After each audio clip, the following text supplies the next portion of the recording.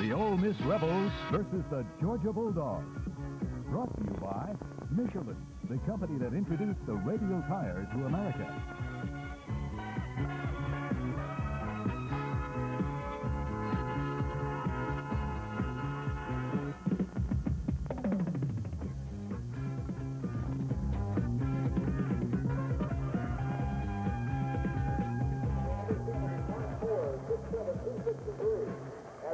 The nation's sixth-ranked team faces one of the top offensive stars in the South in SEC football.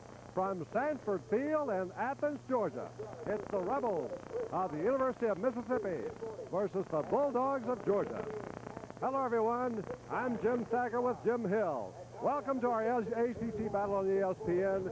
Georgia, number 6 in the country, against Ole Miss, a team that certainly has some firepower. Oh, they certainly do, and I am very excited about this ball game. I think this has to be one of the more important ball games of the season for these two teams because of the fact that they're going in opposite directions right now. One is ranked high, one is ranked low. One wants to win to keep going high, one wants to win in order to get off the bottom. Jim, there's no question Georgia has designs on the Orange Bowl. They don't have to play Alabama. All they have to do is win all their conference games. They're headed for New Orleans New Year's Day. But there's some obstacles in the road. Vince Dooley feels Ole Miss, and John Forcade's one of them. Oh, he certainly is, and John is a good quarterback. He really hasn't gotten the publicity that he really deserves across the country, but believe me, he's big, he's strong, he can throw the ball exceptionally well. His only problem is the fact that his defense has been giving up a lot of points this year. Another factor today, and that's the sensational freshman from Georgia, Herschel Walker, is going to see just limited service. He has a bad ankle, and a lot of people are very disappointed because they want to see this young man in action. He, without a doubt, was one of the most recruited individuals in all of the country last year. He decided to stay here in Georgia because he wanted to stay at home. He wanted his parents to come out and be able to see him play, and he is a good one. I want to see him play myself. Well, he's running for over 100 yards a game, and how much he'll have play, we'll wait and see. But for more on this game, here's ESPN's Bud Wilkinson. Georgia continues undefeated. They're on the road to a tie for the Southeastern Conference Championship with Alabama since they don't play, and their team becomes more confident each week. I think it's important to recognize that the two close wins they had over Tennessee and Clemson give them the stability that you need to believe that, yes, we can take it all the way. Sensational freshman running back Walker has changed the team. As Coach Vince Dooley says, his running makes it much easier for us to balance our passing attack, and Blue is a very fine passer. Mississippi, as everyone knows, has one of the best offenses in the country. You don't score 35 points on Alabama unless you truly know how to move the ball. Forcade is a great passer, but their running attack is good. They have made just about as many yards running the football as they have throwing it. Their problem, everybody knows it, just inadequate on defense, where they are playing 10 sophomores on their starting team. These men are good athletes, but they just haven't picked up the experience to be able to play in this caliber of competition. I believe that the game will really swing on two fundamental factors. First, obvious, the adequacy of the Mississippi defense. Can they get the ball from Georgia by stopping them? The second factor, of course, is Georgia must be able to move the football. I would say that they must score at least 3 touchdowns to be sure of a victory. All right, Georgia, 2-touchdown favorite, but the ingredients are there for an upset, possibly, Jim. Injuries for Georgia, and, of course, a Georgia defense is geared to stop the run, and they're facing a great passer. Well, they certainly are, and that's one of the things that they're going to have to do in order to stop Georgia. Mississippi has to be able to stop that running attack because Georgia runs out of the I formation. You know they like to give the ball to Herschel deep in the backfield, let him pick his way and go from there. Like you mentioned at the top of the show, over 100 yards a game. They must stop that. Okay, we'll have more, and we'll be right back at Sanford Field in Athens, Georgia in a moment.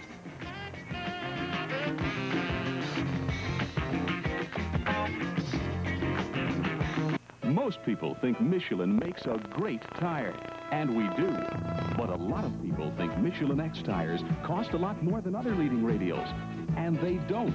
Michelin didn't get to be the fastest growing tire company in America by making a tire people can't afford.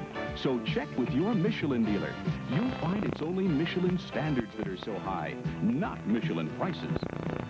Affordability is one more way we put you first.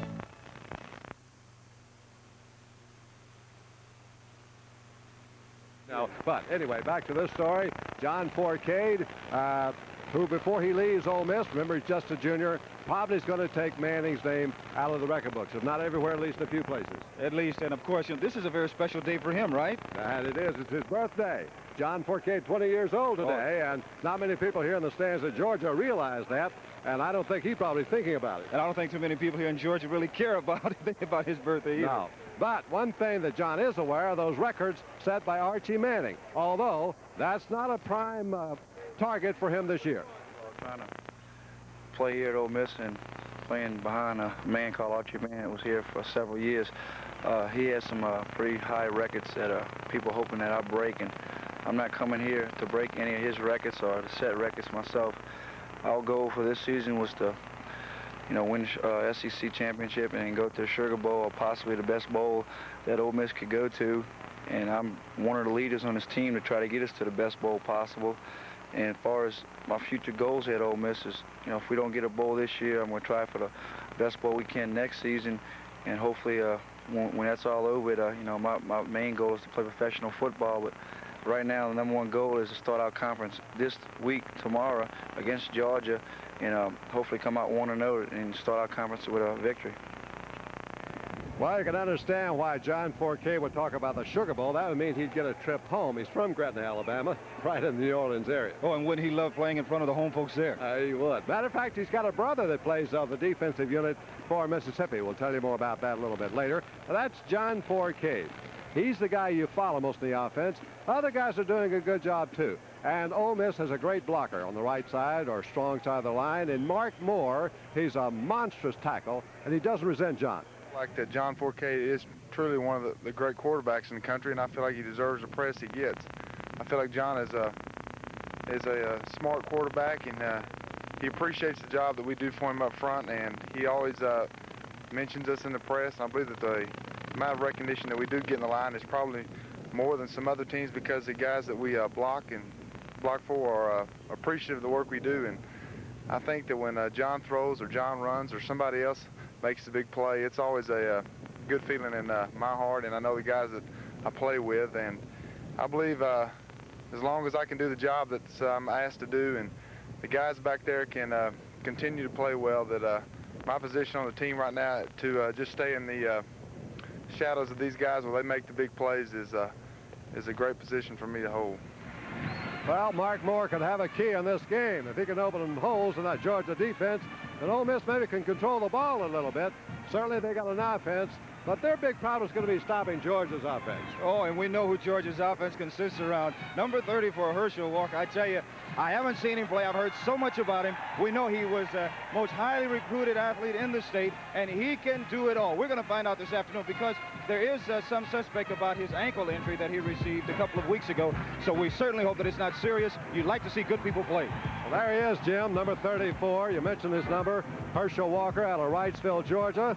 He's the top rushing freshman in the nation today, averaging over 104 yards a ball game, and it's an example of what he can do. He can do it all. A player like Herschel Walker comes along once in a coach's lifetime, and you know that Vince Dooley really loves this young man. Coach Dooley has said he's great on, but more important, he's a great individual off the field. He doesn't like to talk a lot. He lets his actions on the field speak for him. All right, it was one of the hottest recruiting wars of the last recruiting season in college football. Herschel Walker narrowed his choice down to Georgia and Clemson and finally chose the University of Georgia. And the Bulldogs have been happy ever since.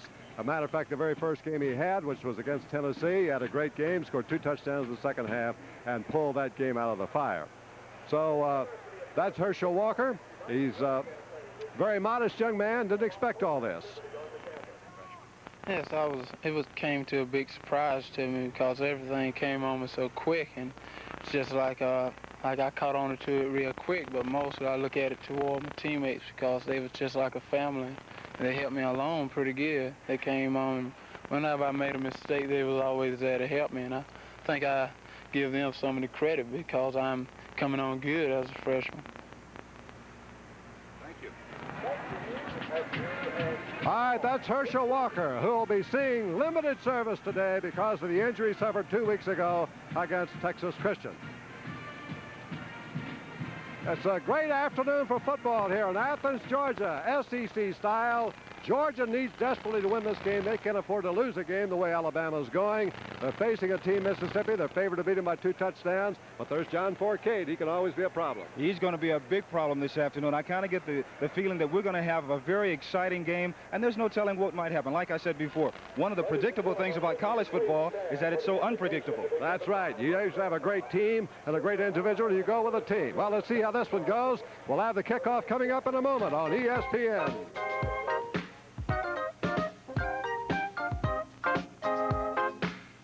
It's your skin, baby, and I like it very, very smooth. That means a super close shave. So trust Noxzema, because you'll need all the soothing comfort you can get. Like I said, it's your skin, baby, and I like it very, very, very smooth. That feel good? For shaves this close, trust Noxzema. It's your skin, baby. And it's a packed house here at Sanford Field, up on the old familiar trestle on the railroad track. So catch this game. They've been here all night waiting for the kickoff between Ole Miss and Georgia. Ole Miss won the toss. They chose to receive. The Georgia Bulldogs took the field here just moments ago. The nation's 6th-ranked team in both major polls. Coached for the 17th season by Vince Dooley out of the Dooley family. Georgia will kick off. Here's Rex Robinson booting that ball way deep and past the end zone for an automatic touchback. And Ole Miss will start from their own 20-yard line. All-American Rex Robinson, a senior from Marietta, Georgia, put the ball right out of play, didn't he, Jim Hill? Exactly right, Jim, and that's what you want to do on the opening kickoff. Don't let the opposition get a chance to run the ball back and get into decent field position. Right now, that's a psychological move for Georgia right now. There's the leading defensive team in the Southeastern Conference against the score, the University of Georgia. Here's Ole Miss with John Forcade, number 1, the quarterback. Kenny Hooper and Chester Thornton are the running backs behind him. They give it to the first man through, the fullback, Kenny Hooper, hitting behind his big right tackle, Mark Moore. Gets a short gain up before Jimmy Payne hits him down at about the 24-yard line. So a 4-yard pickup for number 38, Kenny Hooper. Here's the lineup for the University of Mississippi. And the backfield will start John Forcade, number 1, a junior from Gretna, Louisiana. The running backs, number 38, Kenny Hooper, and number 31, Chester Thornton. Receivers are Toller, Tyler, and Wise. We'll tell you about them in a moment. Twin set up to the left side where John Forcade, 2nd down and 6 to go. He goes to the weak side, fakes to his fullback, pitches it high, coming back the other way. Here comes Forcade's great scrambling ability. He's got a first down over the 30 to the 35 and drives a tackler all the way to the 40-yard line. And there's just an example of what you can expect from John Forcade, the total offense champion of the Southeastern Conference. Frank Ross and Mike Fisher had to come all the way across on pursuit after Georgia sealed that sweep to our option play to the right. Forcade just made up his own play. He certainly did, Jim, and one of the big reasons why he's able to run like that is Forcade's a big man. He's 6'1", 214, so he can take and dish out a lot of punishment. Forcade now with a brand new first down at his own 39-yard line, now in good field position. Back for his first pass of the game. Flips off the right side to his fullback, and Hooper can't hold it. Kenny Hooper, the fullback, and a little flare to the right flat. Couldn't hold it. Robert Miles dropped off from defensive left end. The receivers for Mississippi, number 30 is Ken Toller. The flanker is Breck Tyler, number 87, a transfer from Mississippi State. And the tight end is Billy Wise, number 16. And the line, you can see across there, this is a big forward line. Chuck Comiskey, the strong guard, is 268, and the strong tackle Mark Moore is 265, 6'7". 2nd and 10 for Mississippi at their own 39. Here's a give, the left side to Hooper. And the fullback gets a short gain, a couple, maybe 3. Nat Taylor and Jimmy Payne make the stop in that Georgia defense. Georgia uses a 6-man front, a 6-man line, what they call a split 60. It's an unusual defense for the Bulldogs. They have 2 defensive ends, Robert Miles and Pat McShay, 2 defensive guards, Eddie Weaver and Joe Crimmins, a middle linebacker in Frank Ross, and a defensive tackle in Jimmy Payne. He goes to the strong side to play against the other team's tight end, which this time is split out wide to the right side. So the 3 wide receivers. 3rd down, about 7. Forcade on the play action, being chased out of the pocket. Forcade having to run, fires it downfield, incomplete. Great pressure put on by Jimmy Payne, who already has 3 sacks this year, and the big 6'4" sophomore from Athens, Georgia, cracked through and had 4 Kate on the run, and thus threw off his pass, and it's kicking time for Mississippi. So the Rebels bring in Darrell Graham, their special teams captain, third-ranking punter in the Southeastern Conference with an average of 41.80, kicks barefooted, just like Jim Miller did a year ago as making an All-American. He'll kick it from about his 30-yard line. Scott Werner, the All-American, is waiting for Georgia. Here's the snap, and Graham gets off a beautiful punt. Backtracking Werner is back inside his 15, takes it on the 11, and loses 2 tacklers, hits some room. He may go all the way to 40. He's across midfield and taken down on the Mississippi 43. Kenny Hooper made the stop as Scott Werner shows why he is an All-American.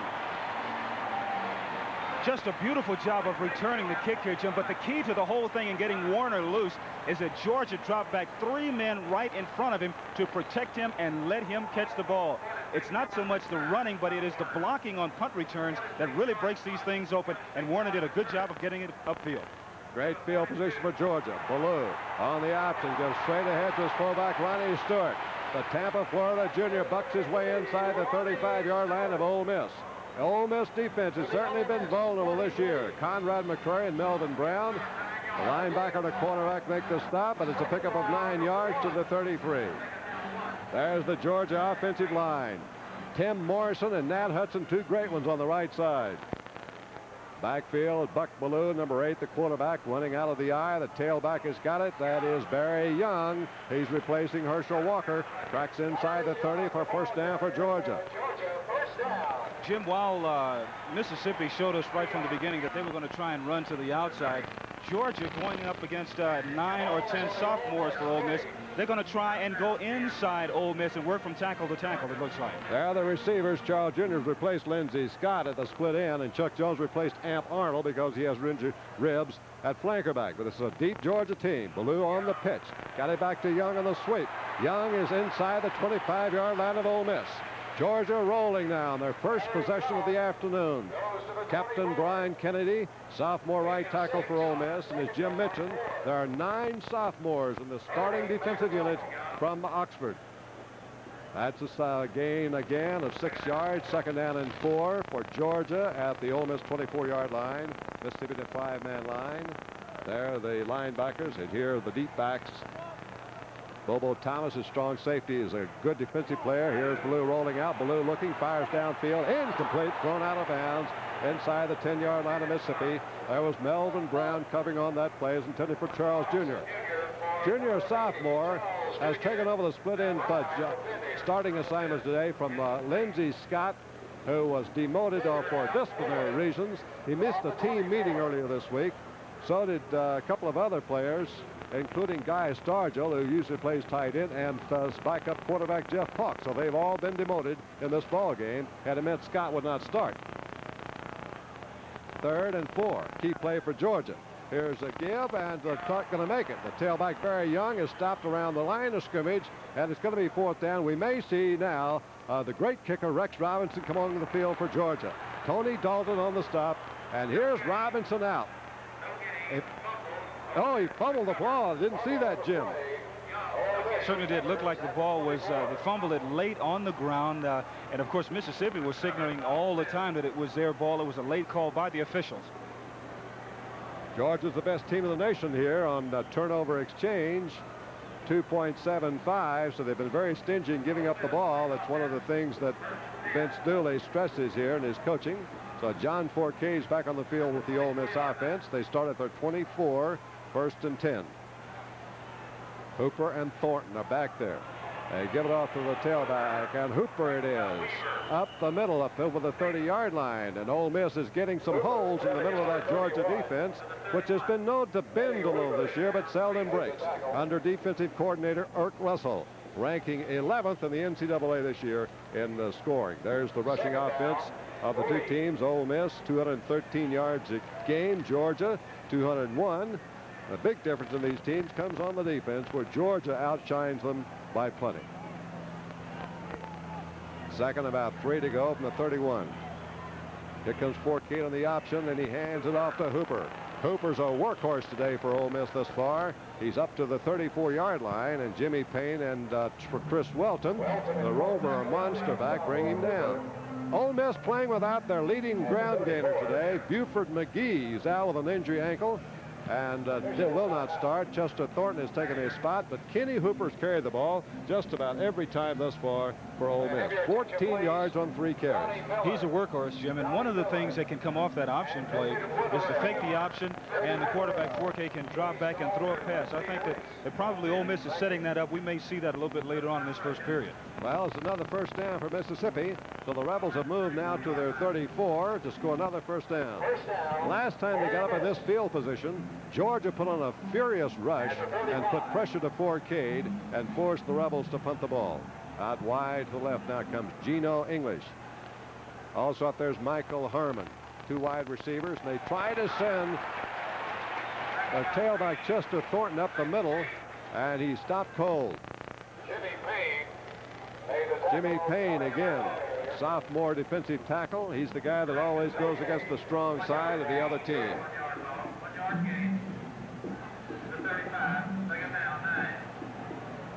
Gets about a yard on the play. It'll be 2nd and 9. Thornton's a tailback now as Mississippi sets up in the I. Kenny Hooper, the fullback, has been carrying the ball most of the way.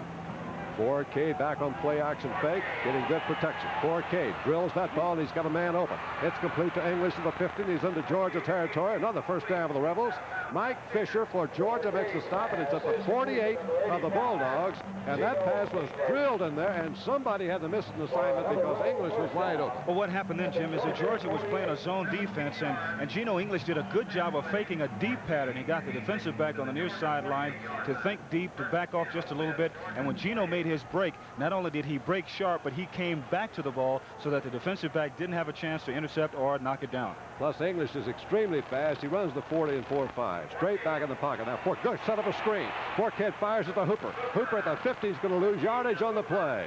Hooper caught it off balance and couldn't keep his feet. He wouldn't have gotten much anyway. This is a very quick, mobile Georgia defense, and he's at the Georgia 49-yard line. A completed pass for a loss of a yard on the play. So Forcade thus far hasn't been able to do too much damage through the air lanes. Ole Miss now facing a 2nd and long. English, the speedster again. Look at the crowd here, 60,000 jammed into Sanford Stadium, and they're going to add 18 more thousand seats here. Forcade drops straight back. Forcade, look, he fires it to English again. It is incomplete. Thrown over his head off the sidelines. Beautiful coverage by Mike Fisher, the right corner linebacker for Georgia. Joe Crimmins putting pressure that time. May have forced Forcade to throw it a little too quickly. And now it's 3rd and long, and Georgia can pin back its ears now, Jim. They know the pass is coming. Well, they certainly can, but that particular time, English didn't run off the defensive back like he did in the zone defense, and Fisher was able to stay on tight and make the ball go out of bounds. Forcade's only 1 out of 4 passes, and that was for minus yardage. Oh, no, he hit the 1 pass to English a moment ago for the long gain. That got him down here. Now it's 3rd and 11. 5-man rush by Georgia. Pressure's on. Here's Forcade. Sack bucket by Payne. Jimmy Payne, 4th sack of the year. And a 16-yard loss to John Forcade. I get a good look at Jimmy Payne. Is he big and strong? 6'4", 238 from Athens, Georgia, playing in front of the home folks, and you know he's really fired up for this ball game. Darrell Graham comes in to punt again for the University of Mississippi. Remember what Scott Warner did the last time? The All-American safety for Georgia. Almost got a touchdown, ran it back in the Mississippi territory. Booming punt again by Graham. Here's Warner waiting at the 23. And this time he gets away once, but that's it. He is snowed under on a wave of white, gray, new, blue, and red around the 28-yard line of Georgia. And there it'll be the Bulldogs first up with the Bulldogs ball, 1st and 10.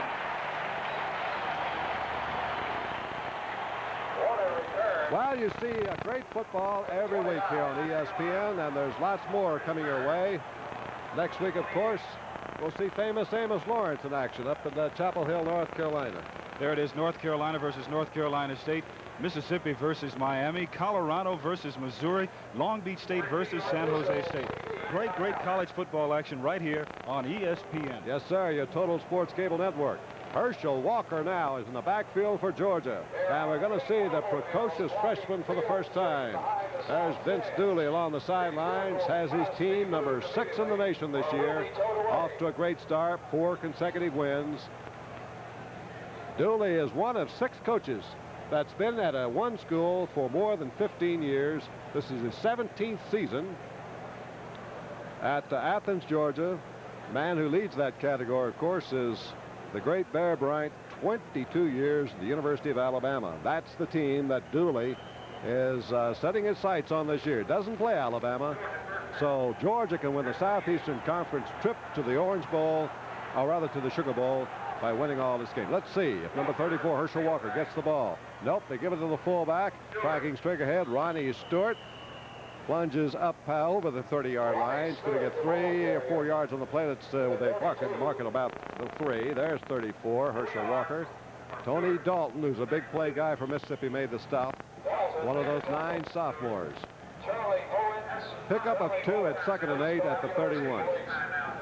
Everybody watching for Walker's number. Charles Jr. split out wide to left side, and Chuck Jones kind of setting the gap. Here's a keep by Ballou. No, he gives it to the fullback, Stewart. Thus far, they've just used Walker as a decoy since he came in the lineup. Conrad McCrary,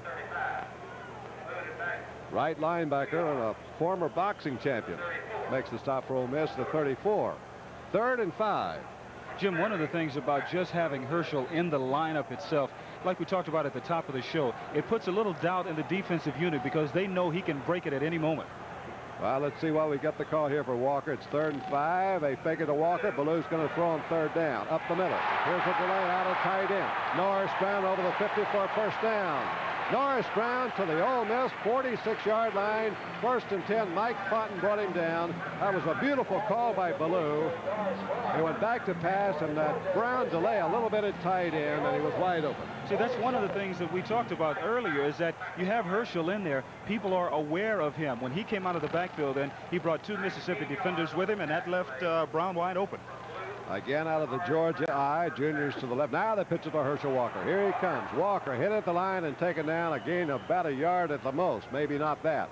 Stops short of the 45-yard line in Ole Miss territory. So it's going to be 2nd down and just under 10 yards to go for 1st down. James Otis, a freshman All-American last year from Biloxi, Mississippi, made the stop for Ole Miss. Second call at 9. The ball is at the 46-yard line. It's actually about 9.5. That's the first carry of the day for Herschel Walker. Great freshman. Oh, there's something going wrong. They're chasing Ballou and will throw him, but the flags have been thrown down. Now let's see if that was just offsides or if it was encroachment. If it's encroachment, contact was made there before the snap of the ball. It's going to be an automatic penalty. Illegal procedure against Georgia. So they may give an option here to Ole Miss. If they do, I'm sure they'll take the play. Absolutely right.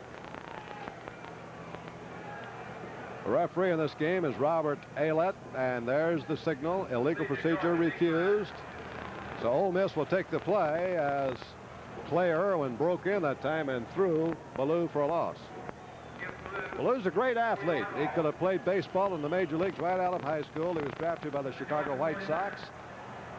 Chose to go football route instead, and he gives Georgia another dimension. He can throw the ball deep. They've been doing that a lot now since George Hafner took over here as offensive coordinator. Here's Ballou, straight pass, rush from the right side. Now he flips to Herschel Walker. Walker across the 50, 45, and cut down on a beautiful shoot train tackle by Conrad McCrary at the 46-yard line. That's back at the original line of scrimmage, so it means it's 4th and 10 for Georgia, and the Ole Miss defense that particular series was outstanding. Very good defensive series for them because we know that they have a lot of young people out there. So what they have to do is play solid defense. They can't play a lot of defenses because they are so inexperienced. Let's see. That is not Mark Harmon. That's Mark Malkowitz, and he scoops up the bad snap and gets off a great punt. Boy, on the circumstances, that's a beautiful punt inside the 10-yard line. Mark Malkowitz, who's been out with a bad shoulder, There he is, number 2. He came in replacing Jim Broadway in this punting situation. Clarence Cade got out of that kick. Now, that was a beautiful bit of kicking. It was. You know, when we were on the field, Jim, we noticed how when the punters, like Malkovich, was punting the ball in pregame warm-up, when he was hitting it, it was hooking to the left just a little bit.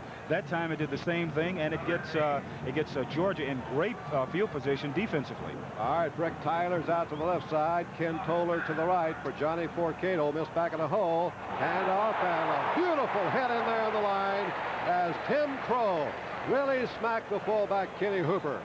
There'll be no gain on that play. That was a crunching tackle by Tim Crow, 230-pound sophomore. Watch number 91, right side of your screen. He's going to stick his head right in there. Now, you see how the offensive back, his head snapped back. Whenever you see someone and their head snaps like that, you know they've really been hit. Well, he's from Stone Mountain, Georgia, outside of Atlanta, and that time he looked like a Stone Mountain. 2nd and 10. Here comes Forcade running the option. Forcade fakes, nice fake, cuts up over the 15-yard line. John Forcade takes that ball out about the 17 or 18-yard line. Oh, just some excellent running down here in the hole. Frank Ross, the middle linebacker, makes the stop, but credit John Forcade with a beautiful head fake that time to his trailing halfback, and he gets out to the 18-yard line. That's very close to a first down, about 1.5 yards short.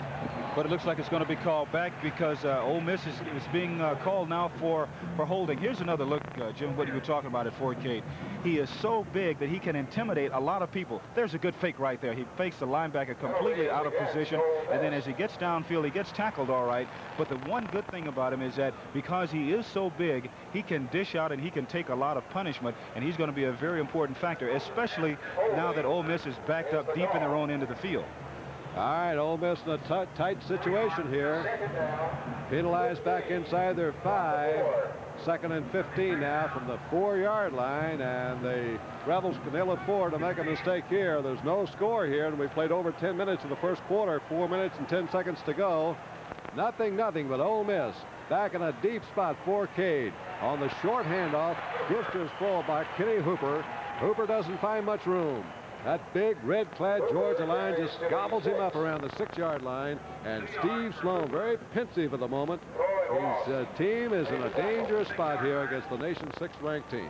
And the one thing that Ole Miss has to be concerned about now, Jim, is not so much making the first down, but gaining just a little bit of ground so they can get some good field position so they can punt it out of there. They brought Don Lloyd, another tight end, in. He's setting the slot the left side, inside Brick Tyler.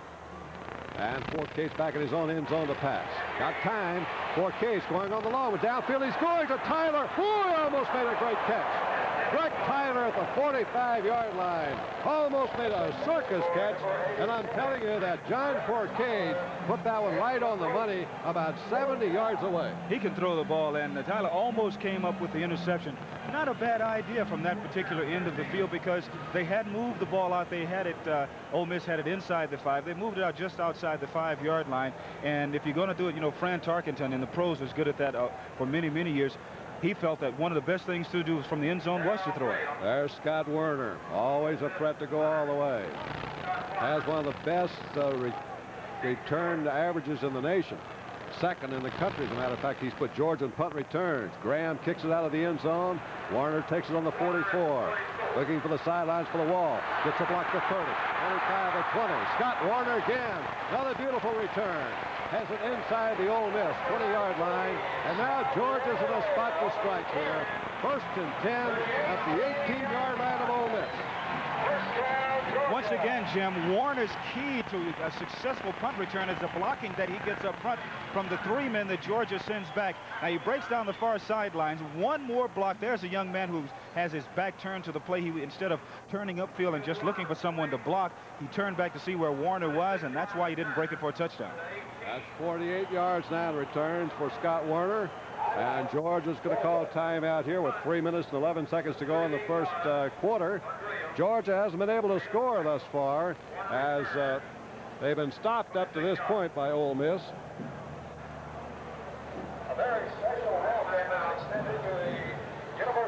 So they don't want to miss this opportunity right here.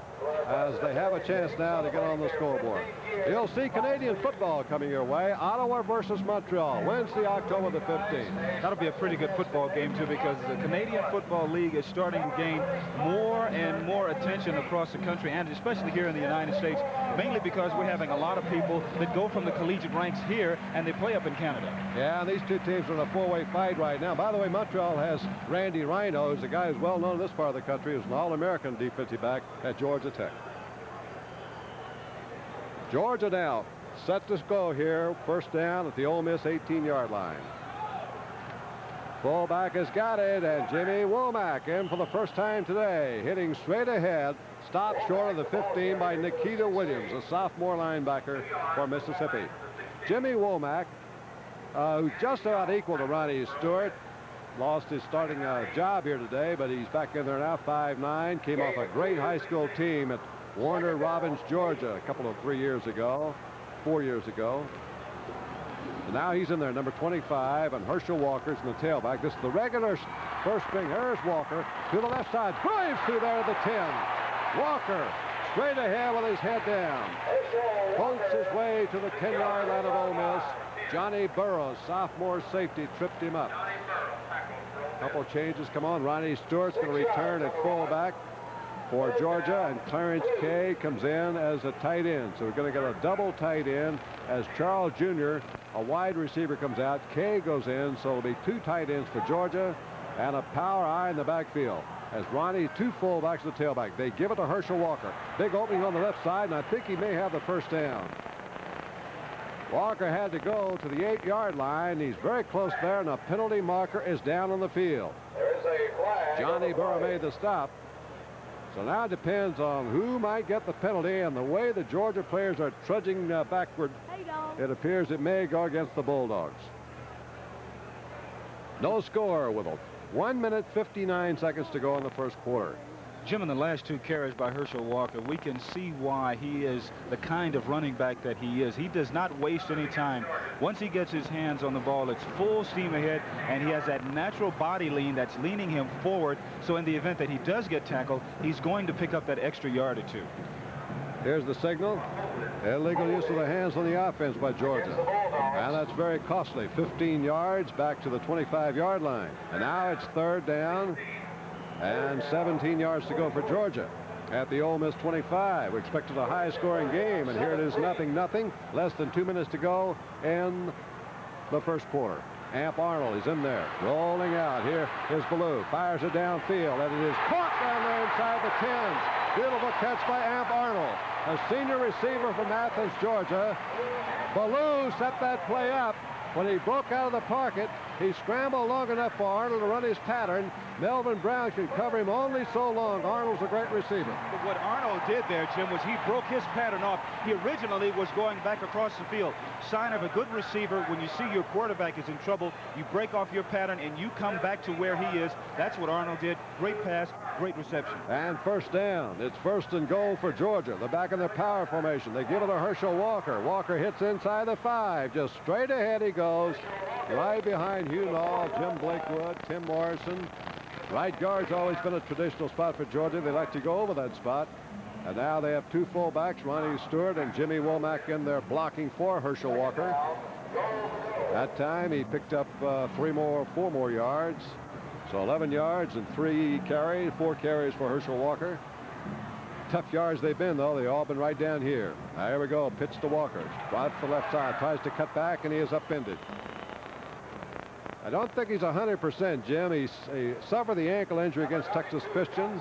We've seen his power straight ahead, but he's a 9.5 speedster, and we haven't seen that kind of speed at him thus far. No, I don't think he's 100%. No, he's not running a 9.5 speed. It's a funny thing about an ankle injury. You can feel like it's 100%, but you don't run like it's 100%. The ankle injury is one of the most... It's one of the funniest injuries in which to heal. It can heal rather fast or take its time. See if we see a play action pass here. Nope, they're going to pitch it to Herschel Walker. Walker turned outside, thrown back at the 10-yard line. A great play by Melvin Brown. Left cornerback Melvin Brown crack through and drop Herschel Walker for a loss. Back to the 10. It's 4th down, and now we're going to see Rex Robinson, the All-American kicker. We'll see some good defense there by Ole Miss. They make Walker run laterally long enough so they can get a lot of inside pursuit. But another thing we've noticed about Herschel is that, you talked about him not running full speed. He really isn't. And that ankle injury that we talked about has got to be hampering him just a little bit. Now, Herschel can run straight ahead just fine. But when you have to turn that corner, that's when that ankle injury really starts to take effect on you. Jim, it surprises me. Georgia called timeout here so they could get the win at the back of Rex Robinson. There are only 5 seconds to go. But that's Georgia's second timeout. And Robinson's such a great kicker. I wouldn't think for a 26-yard field goal that the wind's going to bother him one way or another. But Vince Dooley's playing everything close to the vest.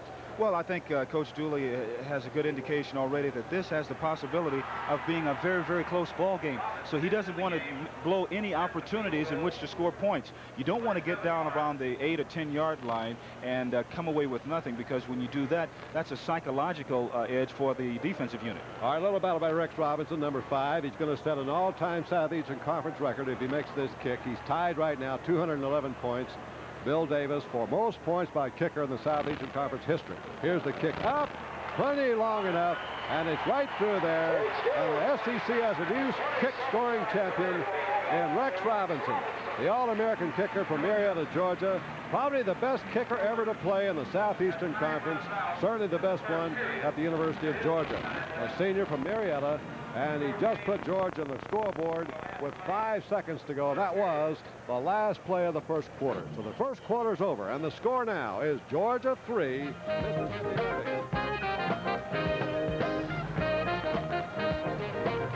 6. 3 times, and still they have not been able to get the ball across the goal line for a touchdown. They had to settle for the field goal.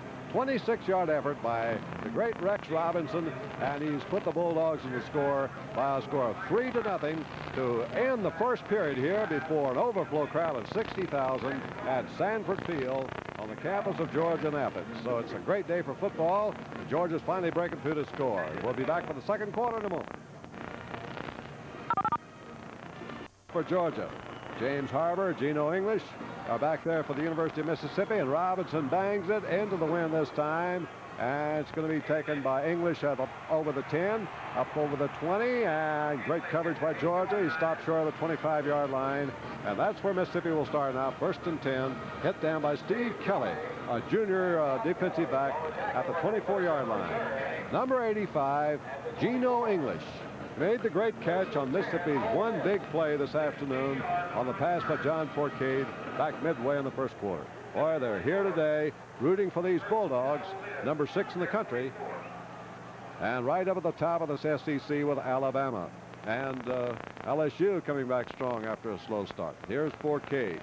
A straight handoff. He gives it in there to Thornton, and Chester Thornton cracks through over the 30. Nate Taylor, sophomore, and Will Ford stopped him.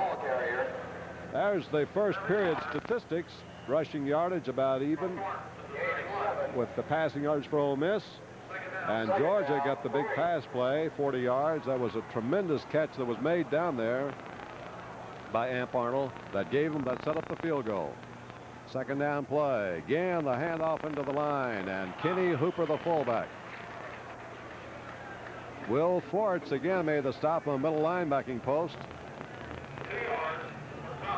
That was Thomas, Andre Thomas, who's replaced Kenny Hooper.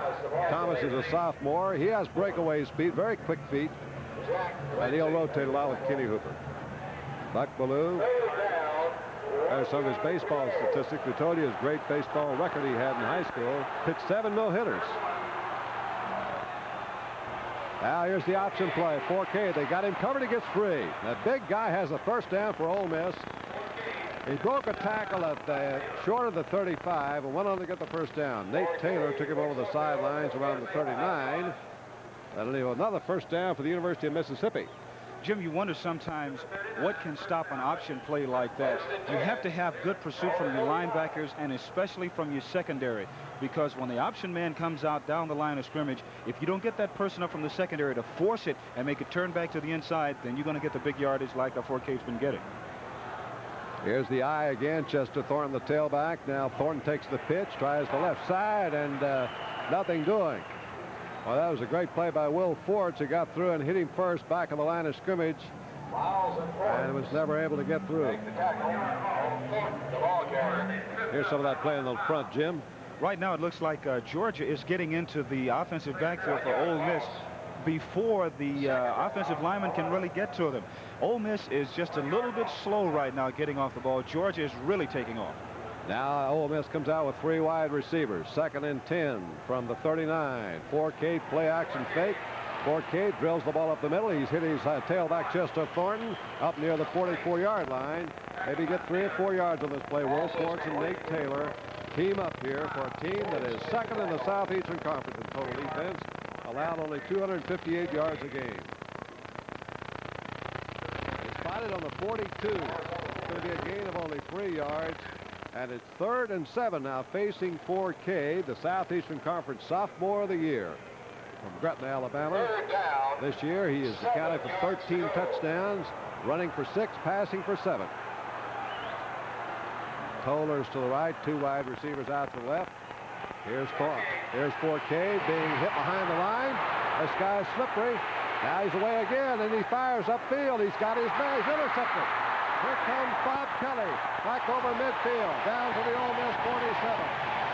It was intended for Greg Tyler, and Bob Kelly stepped on the interception, but again, it was the pressure put on by the Georgia line. Well, that was a bad pass on Forcade's part. He got into trouble deep in the backfield. He should not have thrown the ball the way that he did. Now watch the pressure coming up, because you know that Georgia's really going to try and put the pressure on him now. And number 91, Tim Grove, gets into the backfield, almost pulls him down, but Forcade is so big and strong that he's able to get away. But foolish on his part, he threw the ball away and got it picked off. Here's a fake to Herschel Walker. Below on 1st down, is going to go in the air. And it is broken up beautifully back there by Mike Fountain. That ball was intended for Morris Brown, and Mike Fountain broke it up. Found the right corner linebacker, and he had the big tight end on double coverage all the way down around the 25-yard line of Ole Miss. That was a good play by Fountain. Excellent play by Fountain. Reading the ball, the pass was just high enough, and it had just enough arc on it to allow Fountain to come over and barely tip it away. And Norris Brown may be a tight end, but he was a high school sprint champion, so he has the speed of a wide receiver for Georgia. Now it is 2nd and 10 at the Ole Miss 47. The fullback's got it. Ronnie Stewart into the middle of the line, moves it on down around the 42. A little patchwork going over here on a pit stop for the University of Georgia. Kenneth Dotson. Let's see, number 96 there off the defense is Dale Carver. He's the guy getting a retread. 5-yard pickup to make it 3rd and 5 for Georgia. Dale Carver is the guy who made the stop for Ole Miss. Buck Ballou back looking. He needs 5. Rushes on. He's got his man out of the backfield, and that's going to be plenty for 1st down. Ronnie Stewart. A 1st down for Georgia. Heath Forcade made the stop. Very smart play there by Georgia, Jim, because Ole Miss backed off in a zone defense, and they backed off just a little bit too far. So Ballou, seeing what happened, dumped the ball off just in front of the linebackers, and then Ronnie Stewart picked up the 1st down. Good play. Ronnie Stewart's a pretty good receiver for Georgia. Now Georgia beginning to threaten again. They're inside the Ole Miss 20. Here's Herschel Walker to the left side. Doesn't get much. Jim, I think they're keying on Herschel here a great deal. That was Kenneth Dotson just waiting for him that time, big 6'6" sophomore. Well, I think without a doubt they are watching him, and they may even have someone assigned specifically to Herschel and to go wherever he goes. But once again, when you do something like that, you are creating a natural weakness in your defense, and someone else sooner or later will pop loose. All right, Amp Arnold made the sensational catch earlier. Now it's playing way out wide. Ole Miss showing single coverage, and they give it on a drive to Herschel Walker, and on the draw at the 25. He's going to get a couple of yards at the most. And it was Kenneth Dotson again, so there's the same guy bringing him down. Big sophomore, weighs a 17-size shoe, does Dotson, so when he plants, he can wait for you. Only 8 yards and 7 carries for Herschel Walker, who's averaging over 5 yards a carry, and Walker's going to come out. Working over Forts, our defensive player, got a little ice pack now, maybe on his elbow, it appears. Here's Ballou, play action rollout. Ballou may run with it. Ballou is beautiful tackle, tries to flip that ball. It's going to be called an incomplete pass.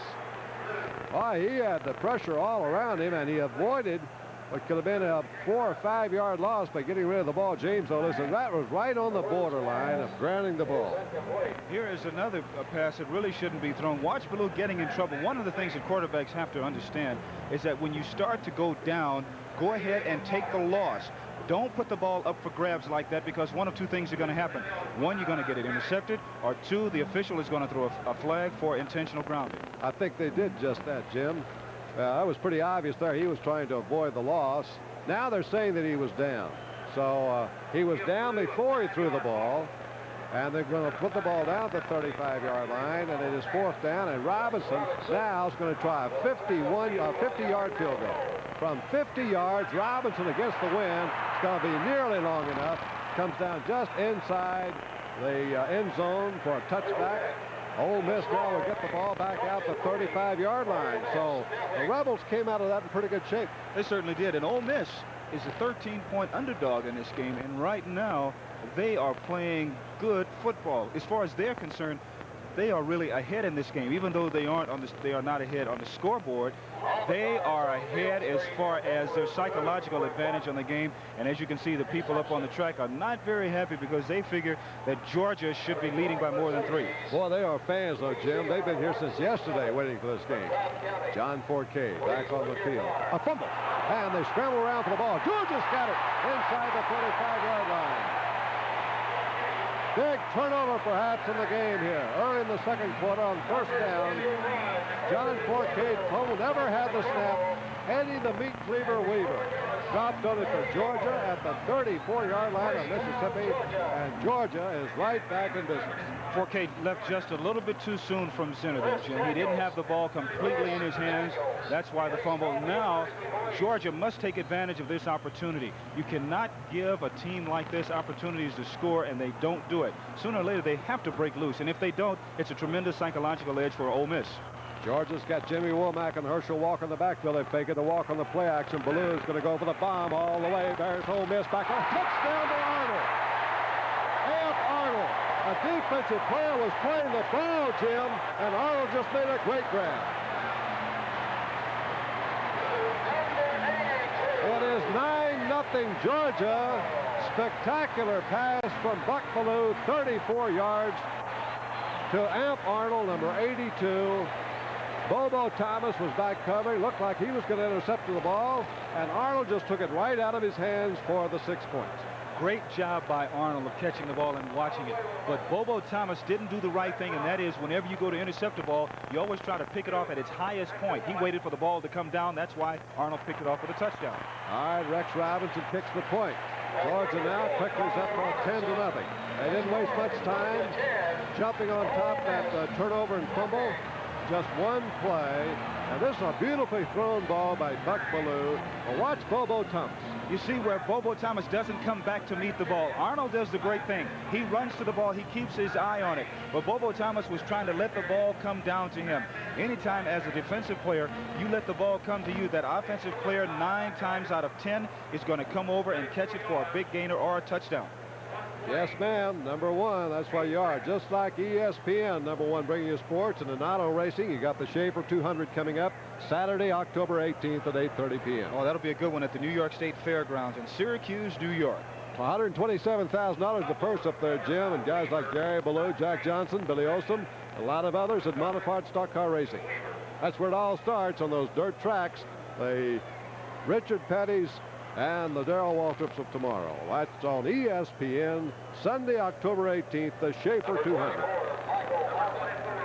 One play, 34 yards, 8 seconds. Doesn't take long to put that one up for you.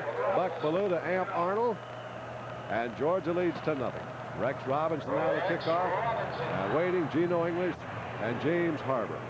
And it is English at the 2. At the 10, he's caught right there and spun down. Beautiful coverage downfield for the University of Georgia, and he's taken out by Greg Bell. A senior defensive back, number 20, Greg Bell. And Ole Miss in a hole at their own 10-yard line, and now Georgia taking command of this game after an even first quarter, with only 3 points being scored, that on the last play of the period. And Georgia struck back here.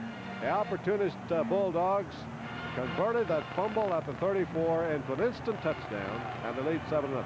Now Forcade on the option play, hands to his fullback, Kenny Hooper. Slanting up over the 10.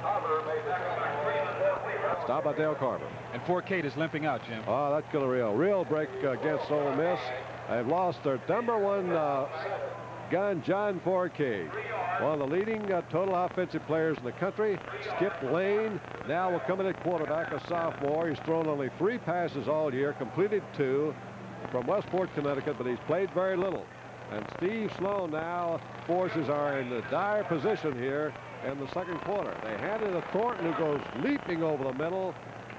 Gets it over the 15. It's going to be well short of a first down. There's Forcade, and that looks for a whirl like an ankle, Jim. It certainly does. The way he went down, it looked like someone grabbed him from the bottom. And whenever you run the option play like that, when you get hit in one direction and you twist it in another, that's usually the problem, the ankle or the knee, somewhere in that area. We hope it really isn't serious. Now, let's hope it's a cramp or something that'll clear up. But anyway, Ole Miss now is going with Skip Lane at quarterback. Thornton and Andre Thomas on the backs. Here's the option play. Lane pitched out to Thomas. Fumbles the ball left field. Loose ball. Georgia should get it. And they do. Up over the 30-yard line. Another fumble by Mississippi. And Georgia, who recovered a moment ago at the 34, got a first down, a touchdown on the next play. They've got it again. Now Skip Lane comes out on the option play, doesn't do a bad job of throwing the ball out. The problem here is that the receiving back here didn't keep his eye on the ball. He didn't catch it in his hands and pull it right on in. Another big break for Georgia. It wouldn't surprise me at all, Jim, to see Georgia go back upstairs again, try and get another 7 points on the board. That's the 3rd turnover today, lost by Mississippi. Now Georgia 32. They got another quarterback in there, and they give it right up the middle. Darrell Jones, a freshman quarterback, giving Buck Ballou a little bit of a rest. There's Jones, very highly recruited, one of the top freshman quarterbacks in the South last year from Columbus, Georgia. Matthew Lovelady, another freshman, those guys made the stop. So Carney Norris now is in at tailback for Georgia. 2nd down, 7. Chuck Jones is in there as a flanker. Jimmy Womack, Darrell Jones is the quarterback. They pitch it to Carney Norris. Cutting back for first down. He's almost the 20-yard line.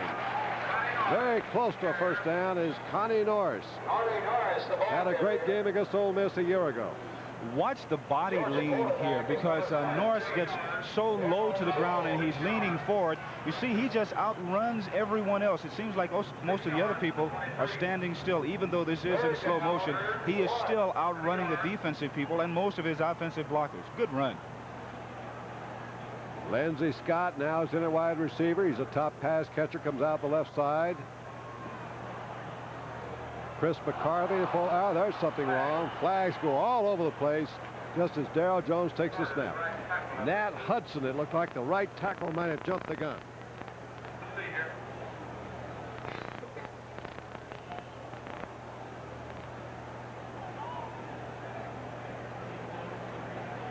Well, they're talking down there with the Ole Miss team.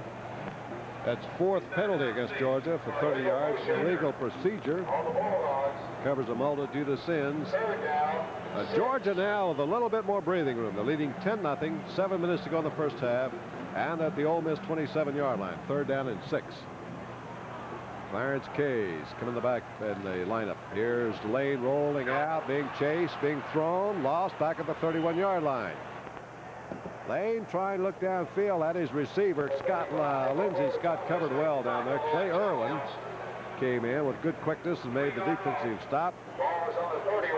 Well, he lost 3 yards in the play back to 31. It's 4th down and 9, and Robinson's try this time for field goal will be around 48 yards.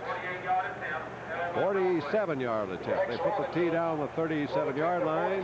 Add the 10 yards to the end zone. Robinson will try from 47. A sailing kick, and that's only the 3rd field goal Robinson's missed this year. 2 of them have come here against the win in the second quarter today. Yeah, going into the wind, Jim, it's the wind is really blowing hard out there. Now we see why Georgia called a timeout at the end of the first period so they could make sure that they got 3 points. That 3 points at the end of the first period could be a very important 3 points because of the fact that Georgia right now is not taking advantage of the opportunities that they have to score. There you can see the wind. Supposed to be around 15 miles an hour. Right now, it's at the backs of the Ole Miss Rebels. Skip Lane, still the quarterback here for Ole Miss. John Forcade injured. Lane on the play action. Throws off on the flat, and he has hit Breck Tyler over there up the sidelines for a pretty good gain. Maybe a first down. Tyler brings it over the 40. Stopped by Robert Miles, a defensive end. Well, Breck Tyler, who came over from Mississippi State, one of the Rebels' arch rivals, as a transfer, sat out a year. Now he's eligible. He's been a welcome addition to the Mississippi receiving corps, joining Ken Toller and Billy Wise. There's the scoring offense thus far of the two teams this year. Ole Miss, over 32 points a game. Just second to Alabama in the SEC. Georgia hasn't done badly either, averaging 4 touchdowns a game. There's the dive play again by the fullback. Jimmy Payne makes the stop on Kenny Hooper. Hooper comes from the same hometown as head coach Steve Sloan. Cleveland, Tennessee. Has great hands and good speed for a quarterback. 9.7 for the 100. That's good speed for most people, I tell you. Downhill. That's right. Of course, you defensive back where we could really fly, couldn't you? Oh, we can backpedal 9.7, yes. Downhill. Yes, downhill. Second down and 7 here for Ole Miss at the 45. Game was 3 on that play. Now a shift. They bring the strong side to the right. Here's the option play, and Lane's going to keep the ball. Lane looking for a block, and he won't get it, but he dives forward for a short gain anyway. Jeff Hips, an outstanding safety for Georgia, upended him, and he was able to pick up a couple of yards just by lunging to the 49. You know, we're talking about 4K and his good fakes. Watch this fake here by Skip Lane. Although it's not a very good fake, he finds someone from the defensive unit who gets completely faked out of the picture. And it seems like right now, Jim, that Ole Miss is content to stick with their original game plan, even though they're only 10 points down. Here's a big play for Ole Miss right here. 3rd down and 4 for Skip Lane. It's right on the border whether you're going to run or pass. Lane's right back in the pocket looking. Good protection. Hits his tailback Thornton out of the backfield. He's got a first down. And he fumbles the ball. And Georgia's recovered, but I think it was dead. Ball had been blown dead at the 44. Thornton was down there, and it's another first down. Eddie Weaver made the stop with Chris Welton. That's a pretty good pattern. They made the little safety valve release here, Jim. Ole Miss offensively is not playing a bad football game. They are moving the ball down the field against Georgia, and Georgia year in and year out has a terrific defense. And like I said, they are content right now in sticking with their original game plan because they feel on the far sidelines that there really isn't any need to panic for them. Coaching staff has felt all along that all Skip Lane needed was just a little bit of playing time here and some experience. He had all the tools to be a good quarterback. Hands off here and sends Hooper in the middle of the line down to the Georgia 40. Frank Ross, he's mixing up his plays pretty good. It's up close to 80 degrees here today in Athens, Georgia, and you can see this Georgia offensive team being cooled off a little, and they have been hot here in the second quarter, scoring 10 points on a beautiful pass for the touchdown. Two teams are even, or rather Ole Miss ahead in field goals, 6-5, or rather in first downs. There's the figure right there. Lane had to come out and get a little conference with Ken Toller. There's movement, and that might have been caused by Mississippi, or it might have been a delay of game. Too much time by Ole Miss.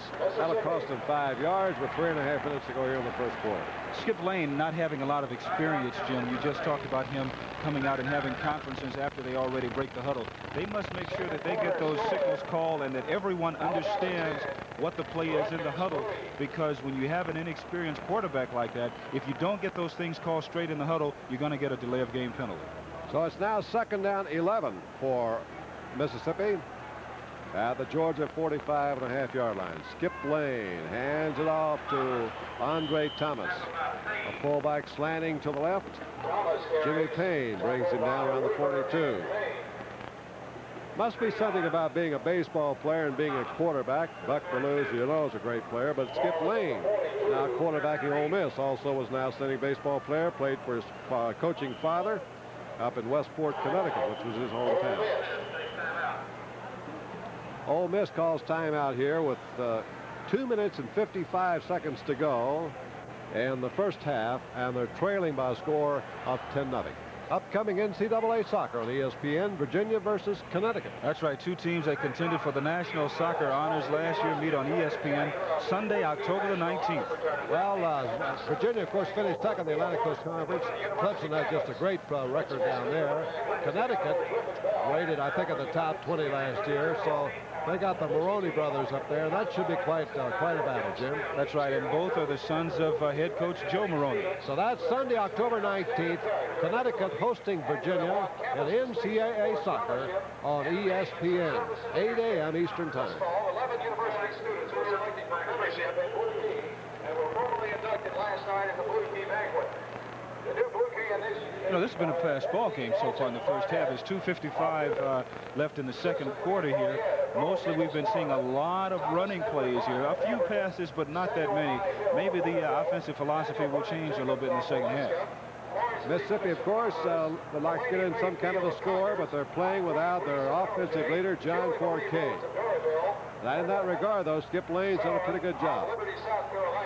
Georgia now going to a four-man line. Here's Skip Lane back. Lane, sideline pattern, incomplete. Lane was trying to go down the right side of Geno English at the Georgia 30-yard line on a sideline pattern, and Scott Werner, the All-American, was over there to cover him at left cornerback. So it is fourth down. Ole Miss facing 4th and 10. Oh, and he had Andre Thomas wide open then, Jim. And I think that next time that Ole Miss gets the ball, if they come back in that same situation, flowing both backs to the same side, that Andre Thomas should get the ball and be able to pick up a few yards out of it. Now Warner's come close a couple of times to breaking a long return today. Darrell Graham waiting. Here's his punt. He's a great punt. He tries to get it over Warner's head, and he gets it into the end zone. So there'll be no run back here. Georgia will start from the 20. They'll have 2 minutes and 41 seconds with 80 yards separating them now on the goal line. And remember, they have their All-American kicker, Rex Robinson, who twice missed here in the second quarter against the Wind. And he doesn't have any notion of missing 3 in a row, I'm sure. Georgia has Buck Bellew back in. Georgia leads this series 7-10. They had one tie. Georgia's won the last 3 games played between these two teams. 17, 18 games. That's not many between two Southeastern Conference schools. I don't think they started playing until about 30, 40 years ago. End around. Amp Arnold, great speed. He's to the 40 and taken out of bounds, which stops the clock with 2:32 to go in the half. Amp Arnold has been a standout for Georgia in this game. He's made 2 pass receptions or key plays. Now watch this. Great time to come up with a reverse, because from a defensive standpoint, Ole Miss is now looking for the pass because Buck Bellew is back in there. So what does Georgia do? They come up with the reverse to Amp Arnold, doing a great job. He has good speed. Look how he runs away from people. That's how you can tell if someone has good speed. He just runs by people who have the angle on him.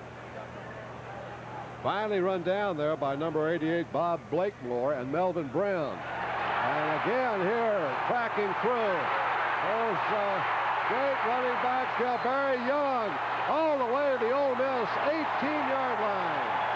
A freshman from Swainsboro, Georgia, Barry Young.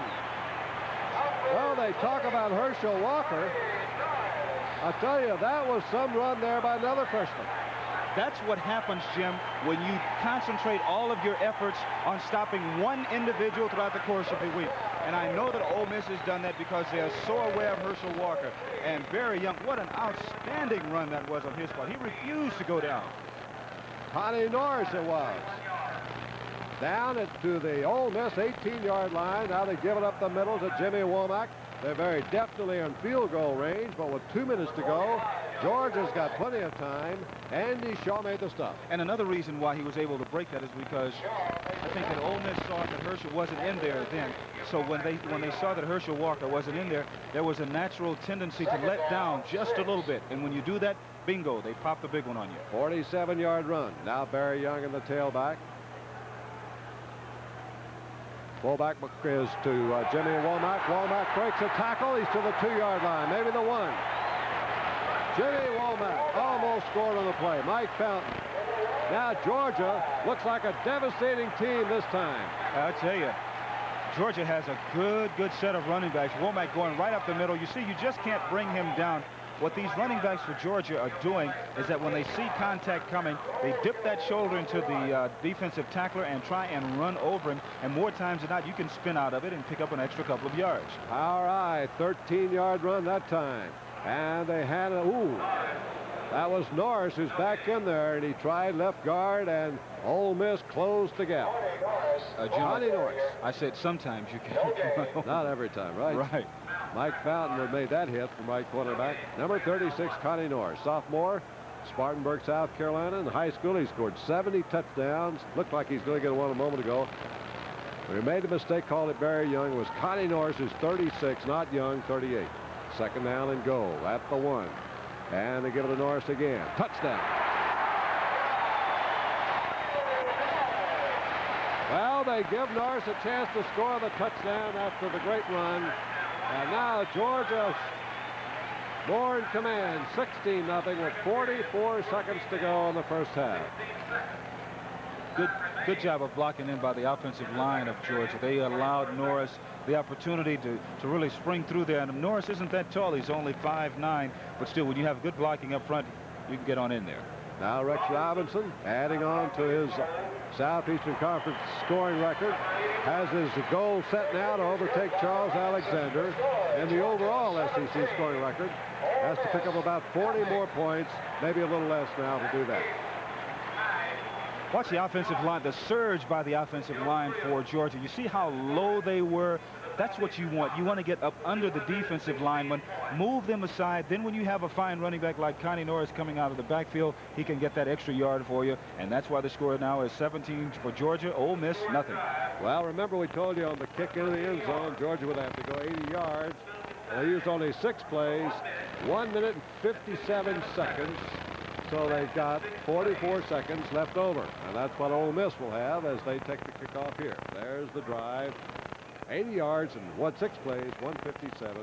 Carney Norris scoring on a 1-yard plunge. Georgia's second touchdown of the quarter.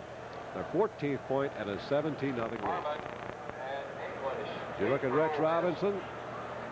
Prepares to kick off here for University of Georgia. And he puts it in the air. Geno English at the 10. At the 20. And that'll be it. Boy, is he taken down with authority. Geno English slammed down hard at the 20-yard line. And the man that did it was Steve Kelly and Donnie McMickens. Jim, that's a trademark of Vince Dooley's football teams here at Georgia. Every aspect of their football team is fundamentally sound. And John Forcade just came back on the field, Jim, so we have to assume it was not a bad injury. Remember, he went out, he looked like he was in a lot of pain, but John Forcade, the great junior quarterback, is back in for Ole Miss. 1st and 10. Forcade on first down. Sets up good. Forcade plenty of time. A short one, incomplete. Incomplete pass. 2nd and 10. 30 seconds to go in the half. You know, we're talking about the fundamentally sound defensive unit and special teams unit that Georgia has. Now watch, see the 3 men right here. That's what they want to do. They want to get downfield, surround the ball carrier, break down, make him commit. Once the ball carrier commits, then you pick him up and put him right on his back. Good job by Georgia then. Good job. Number 23, Steve Kelly. 27, Don McMickens. 2nd and 10. Ole Miss used a timeout here to stop the clock at 30 seconds. Well, they didn't have to stop the clock. It was a player was shaken up on the play. Tailback Chester Thornton, number 31. Clock stopped on the incomplete pass, which is intended for Thornton. And Thornton, Ole Miss's leading scorer, goes out of the ball game. And he was shaken up. But John Forcade is back in. Now on the field for Mississippi comes Ken Toller, a wide receiver. Thornton carried 4 times for 30 yards when he was in the game. He's been Kenny Hooper has moved to tailback, and Andre Thomas has come in at fullback. John Forcade is back, being rushed by Georgia. Out of the pocket. Forcade on the run, throws it downfield, intercepted by Georgia at the 40-yard line. This is Jeff Hipp, the safety man, and his Hipp's 4th interception this year. Jimmy Payne put the pressure on, And twice that Forcade tried to throw on the run. It's boomeranged on him, this time by Hip, the senior from West Columbia. One of the more difficult passes to complete is running to your right and throwing back across the green to your left, 35, 40 yards downfield. More times than not, you get the ball picked off. This time, Hip picked it off. This is the second bad pass that 4K has thrown this afternoon. Really should have thrown that one that way. Well, he threw it right into the crowd, Jim. 3 red jerseys back there, and Hip's the guy who picked it off. He's an excellent safety man anyway for Georgia. Here's Ballou back. Ballou off in the flat. Oh! Intercepted by Ole Miss. Clarence K is going to score a touchdown for Mississippi. Well, check that. That's number 84, James Otis. Otis, the left end, intercepts and scores for Mississippi. And just like that, the Rebels explode, not with their explosive offense, but with their unheralded defense. One bad pass deserves another one. Freshman All-American James Otis. He's 6'4", just a sophomore from Biloxi. Watch this one-handed grab. Now what happens here is that Ballou does not throw the ball out there. He kind of lobs it out there. And Otis, being the big man that he is, he's 6'4". So when you have to throw a ball past someone like that, you really have to throw it high and hard. That time, Ballou didn't do it, and Otis picked it off with his left hand. Fine fingertip touch. Took it on in for the touchdown. 32-yard run. Now the kick is up here by place kicker Todd Gatlin is good, and it's 17-7. And after a standstill defensive first quarter, second quarter has produced 21 points for these two teams as they begin to open up a little bit, and a big defensive play puts Mississippi kind of back in the ball game. Just 9 seconds here from the end of the first half. And even though you go in trailing, Jim, you go in having just scored like Mississippi will. That's a tremendous boost for them because they were down 17-0 and things were really going against them. Now they go in. It doesn't make any difference. It doesn't make any difference who scores as long as you score as a team. And I know that the Ole Miss sidelines right now, that they feel a lot better about this whole situation. Well, there's some of the sidelines. It looks a lot better right now, Jim, under any situation. But anyway, you're right. Another thing that'll pick up the Mississippi team is having 4K back on the field. But this is an excellent, poised Georgia team, well coached under Vince Dooley. They're looking for the onside kick here from Ole Miss. Only one man, Scott Warner, is back deep for Georgia. The other 10 are all up in there between the 40 and the 50-yard line. So they're looking here for the onside kick, thinking Ole Miss going to gamble here for one last play. And even if it doesn't work, Georgia probably have it at the most time for one play, maybe not even that.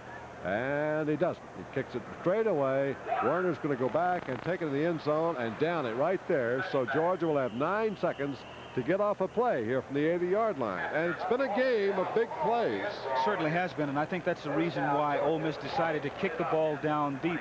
They didn't want to give Georgia good field position from the 35, 40, or 45-yard line, whereas Ballou could come in and complete a long pass for a touchdown. They want to make them drive the full 80 yards. Well, Ballou has been pretty effective, 88 yards on 5 out of 9 and a touchdown. A great catch it was by Amp Arnold. So let's see if Ballou tries to get something off here. Nope, he can run out the clock. Ballou just keeps on a quarterback keep in the middle of the line.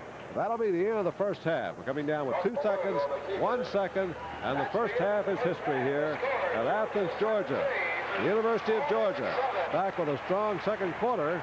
Ole Miss leaves on a high note, though, with a 32-yard interception by James Otis for a touchdown in the final 10 seconds of this period. But that's the end of the first half in Athens today. Georgia 17, Mississippi 7.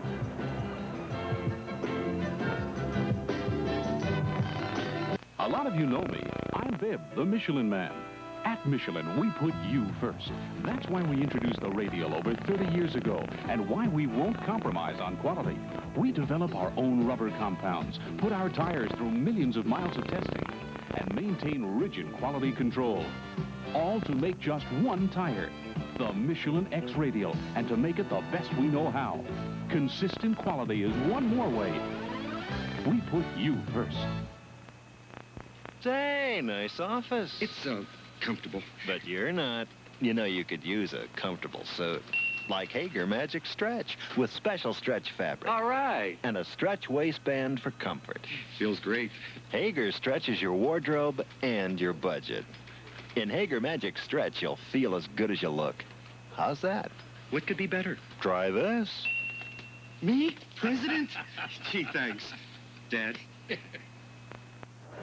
This game today in the first period was one of defenses dominating or offenses not getting untracked in the first quarter. And it wasn't until the last play of the period that either team could score when Rex Robinson kicked a 26-yard field goal on the very last play, and Georgia led by a score of 3-0. But then the second quarter was a different story. Oh, it certainly was. We had all kinds of big plays, but I think mostly it was a period of not good passing on the part of both quarterbacks. Both quarterbacks threw passes that they really shouldn't have thrown, and then each other's offensive unit just took advantage of it, and that's exactly what they have to do. You were talking about the first period, Jim. It was a good defensive first period. Both teams played sound, solid, fundamental defense. They got down, they broke down, they tackled, they did everything that they had to do. But then in that second period, things really loosened up a bit, and they may even loosen up a little bit more in the second half. All right. It was the long pass to Amp Arnold from Ballou that scored one Georgia touchdown that came after a fumble, and then they picked up another one, just drove in to score 80 yards away on sheer power. And we're leading 7-0 when James Otis picked off the interception and went 32 yards to score on the most unexpected play for Mississippi. But the Rebels are on the board, and it's 17-7 now at halftime in Georgia. We'll be right back for our halftime show at Sanford Field.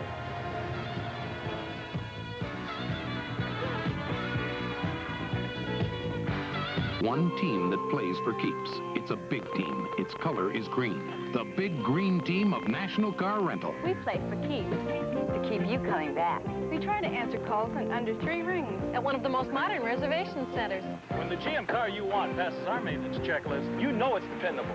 That's how we play for keeps. And that's why I keep coming back 16 times this past year. The big green team. 12,000 people worldwide. We play for keeps. Is the Energizer just another battery?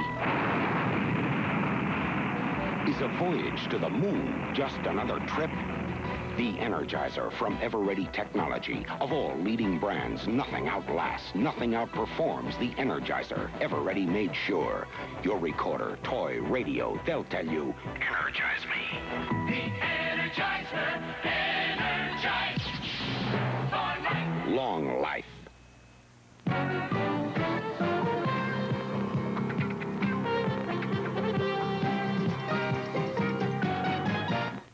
Well, hi, everyone. Bob Goldshaw back in the ESPN Sports Center newsroom. We'll go back to Athens, Georgia for the Ole Miss Georgia game in just a moment. But highlighting the ESPN guide today, we've got a lot of baseball and football. Coming up at 4:30 p.m. Eastern and 1:30 p.m. Pacific time is professional football from Canada, British Columbia at Edmonton. Then at 7 p.m. Eastern and 4 p.m. Pacific time, join us in Sports Center with Sal Marciano and Bob Lee.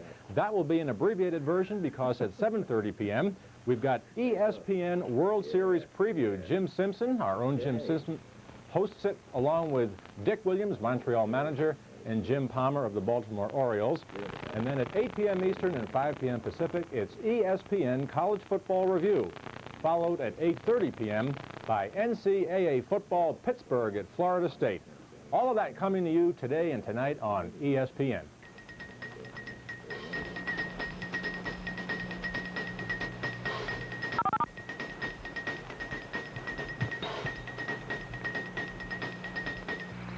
My daddy told me when I grow up, I can be a fisherman, just like he is. My daddy told me when I grow up to be careful with campfires, just like he is, and never walk away from one before it's completely out. My daddy told me when I grow up to be careful with matches in the forest, just like he is. Daddy, when are you going to grow up?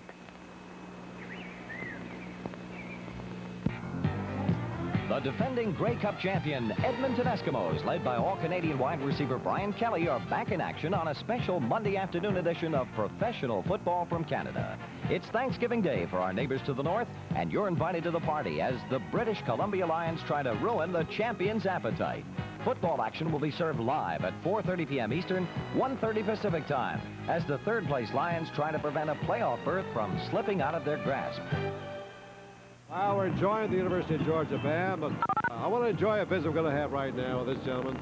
Maybe one of the greatest running backs ever to play in the South, Charlie Trippi, which goes back in the early 40s. Charlie, I think one year you here played in the same backfield with Frankie Sinkowitz, but that was a great era for Georgia. That was back in 42. I still think that was probably Georgia's best team that ever performed here. The bowl game, that those two bowl games were great experiences? Well, we went to the Rose Bowl game that year. Of course, we paid a very dear price that year. We practiced 10 months out of the year, so we were well prepared going into the season. And, of course, when Sinkowitz broke his jaw, they had the man to fill in there for him. Well, Frank broke his jaw when I was a freshman. I wasn't eligible to play varsity, but he did hurt his ankles going into the Rose Bowl game, and I had to play practically the whole football game that day. I think if we had Frank on that particular day, we would have been a much better team. Of course, you got a great young back here this year in Herschel Walker, Charlie. We'd all be interested in knowing how he impresses you. Jim, I think he's the most impressive young back I've seen come out of the South in many, many years.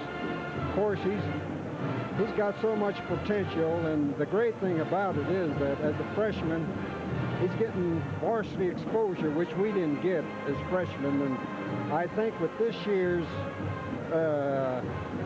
varsity exposure is going to make him that much greater of a football player come his sophomore, junior, senior year.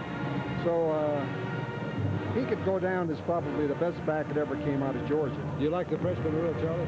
Yes, I like it. I don't think you ought to penalize anybody if they're capable of playing, because now you're only limited to 30 scholarships, and I think you've got to use all the resources that you have now to play football. Well, you had your career interrupted by the war, and you played here, I think, a year, then you had to go away and come back again. Do you ever feel that was an advantage or a disadvantage? I think it was an advantage, Jim, because I got to play in the service with a lot of great college football players and professional football players. I think the exposure was great, and it helped me later on when I went into professional football, because I had a pretty good idea what the pros did and what was expected of a pro at that time. Well, I got to ask you one more question, Charlie. In fact, when you played both ways, 60 minutes, offense and defense, and now, of course, they have the specialties. Do you think we'll ever see the 60-minute player again, and do you think it's better because of it or worse? I hope not. I don't think these athletes today could be possibly disciplined to play 60 minutes. If they were, I think it'd slow down the game. The way the game is played today, I think it's got tremendous fan appeal, because you're specializing a great deal, and the game is, right now, I like it better than the pro game. It's very exciting, and I hope they don't change the rules, because the fan appeal is there, and the kids love it, and you're getting good performances out of the athletes today. Charlie, it was certainly nice of you to come by. It's been a delightful visit, been a thrill for me, and I appreciate it very much, and we've all enjoyed hearing again from you. One of the greatest players ever, Georgia, Charlie Trippi. Good to see you. You look great. And we'll be right back here at Sanford Field in Georgia in just a moment.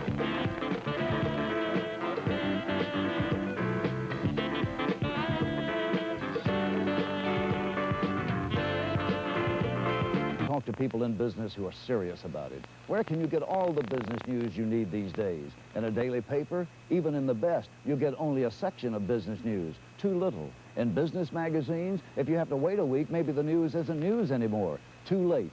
Too little, too late. It's Georgia 17 and Ole Miss 7 here at halftime, and we've had some unexpected heroes on both sides. For Georgia, Carney Norris had a great run and then scored this touchdown. A lot of people expected to see Herschel doing a lot of scoring here, but here's Carney. You know, we talked about the great blocking from his offensive line, the surge that he has leaning forward. That's a very, very big touchdown that Georgia scored then. Well, that came on the heels of a 47-yard run by Carney Norris, a sophomore from Spartanburg, South Carolina. As you look at the statistics of the first half, and Georgia holding a pretty good edge there. Especially in the rushing department. 118 for Georgia, only 66 for Ole Miss. That's a big area there, but look at the passing yardage. Only 39 yards for Ole Miss. They must improve on that in the second half. 88 yards for Georgia. Total offense almost double. Turnovers are also 2-1 against the Ole Miss favor of Georgia. So that's been one of the big edges, those turnovers. 2 fumbles back-to-back led to scores, one of them directly to a scoring pass from Georgia's Buck Bellew downfield to Amp Arnold. And now here was the big defensive play by Ole Miss. Buck Ballou throws this ball. He doesn't throw it the way you should throw a pass because you have to get it over someone who's 6 feet 4 inches tall, James Otis. Look at him run, Jim. I'm telling you, those defensive linemen, when they get a chance to score, they aren't going to waste any opportunity at all. And like we said, both quarterbacks in the first half threw a lot, not a lot, but they threw a few bad passes. And the bad passes that they threw really cost them. In this case, it cost Georgia a touchdown. Well, James Otis was a freshman All-American from Biloxi, Mississippi. He's a candidate for All-Stars this year for this young team from Ole Miss, coached here by Steve Sloan, and that was a big play to give Mississippi new life. Let's see how they can come back from that, but they're playing a very tough Georgia team, ranked number 6 in the country. Mississippi will kick off to start the second half. Georgia will receive, so we'll see now. Maybe we'll get an early key here on how well the Bulldogs may dominate this football game. They're leading 17-7, and they send back a double safety. Chuck Jones is back at the goal line for Georgia, and Scott Warner, the All-Americans, back there with him. And Ole Miss will kick off. Mark Hafner, a freshman from Glen Ellen, Illinois, left-footed, kicks it away, and he really hits it with a pretty stiff wind in his back, carries it well past the back line, out of the end zone, and so Georgia will start from the 21st and 10. That's exactly the way the first half started, Jim. You'll remember when Georgia kicked off to Ole Miss, Georgia kicked it out of the end zone. A tremendous psychological boost for them because they didn't get a chance to run the ball back past the 20-yard line. Now we'll see if Georgia is going to alter their offensive attack just a little bit, but they have to be concerned about going into this strong wind when they pass. Well, they got Benjamin Franklin, Buck Ballou, quarterback, and Ballou gives to the second man, and tripped up is Carney Norris. One of the heroes the first half. He tries to go up the middle, and just a power play and a blast, it were. Gets 1 yard of the 20, tripped up by Dale Irves. James Irves. Dale Irves made that play. James Irves, his brother, gets in there for some plays too, but that was Dale in the secondary. 2nd and 9. Georgia with Ballou and Norris in the backfield, and the pitches to Norris on the sweep. The right side turns the corner, breaks a tackle over the 31st down, 35-40. Boy, he's had some big runs, still on his feet over the 50, down to the Ole Miss 44.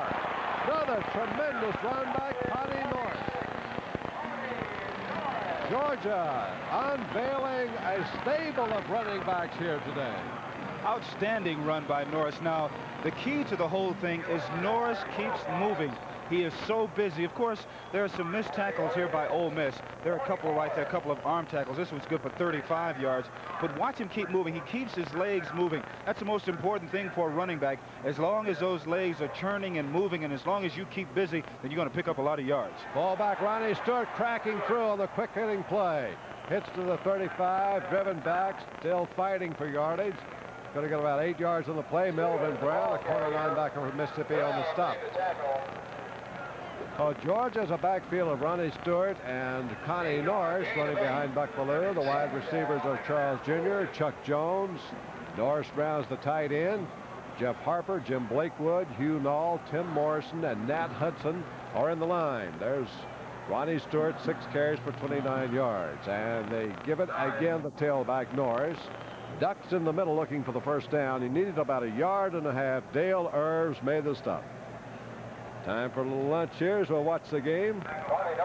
Don't know whether his team's winning or not. You can't tell, Jim. Doesn't look like he's too concerned. He's more interested in what's in that box. That's going for a little nourishment. Going to measure to see if it's a first down here for Georgia. There's Buck Ballou. Carney Norris having the biggest day of the season. In high school, he scored 70 touchdowns at Spartanburg High School, Spartanburg, South Carolina. We told you he had his best game against Ole Miss last year when he had the 16-yard run, but he ran for over 6,000 yards in high school and was the state high school player of the year in South Carolina.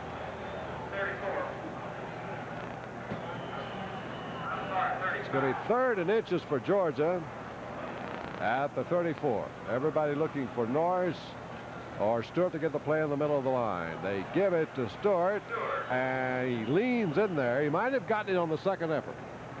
First time, I think they stopped him cold. Conrad McCrary is the man who brought him down, but he was hit by a lineman. He does get a first down to the 34. But your good running backs are only as successful as your good offensive lines. Now just look at the white shirts that are standing up. You see 1, 2, 3, 4. There are 5 defensive linemen that are really standing up. That's one of the reasons why Georgia is having a lot of success blocking them. Your offensive linemen should never be standing up like that. Jimmy Womack now is coming at fullback for Georgia. They pitch it to Norris. Norris left side, cracks through there with a great block inside the 30. Spill on the 29, another 5-yard pickup by Carney Norris. Boy, he's building himself. Great afternoon. Nikita Williams, sophomore linebacker, on the hit for Ole Miss. And Jim, those linemen are standing up again. That's why you saw Norris just zip right through there real quick, because the offensive linemen for Georgia really don't have to knock these people down. They just have to shield them in one direction or the other, and the running backs will do the rest. 2nd and 5. Now deep handoff to Norris, rear the outside. Oh, he is really smeared that time. A crunching tackle by Bobo Thomas, a strong safety.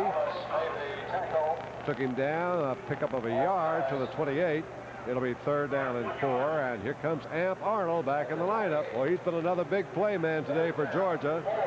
Caught the long pass that set up a score, set up a field goal, and then he caught the long touchdown pass. One of the prettiest plays of the game from Amp. From Ballou, probably the biggest play of the game.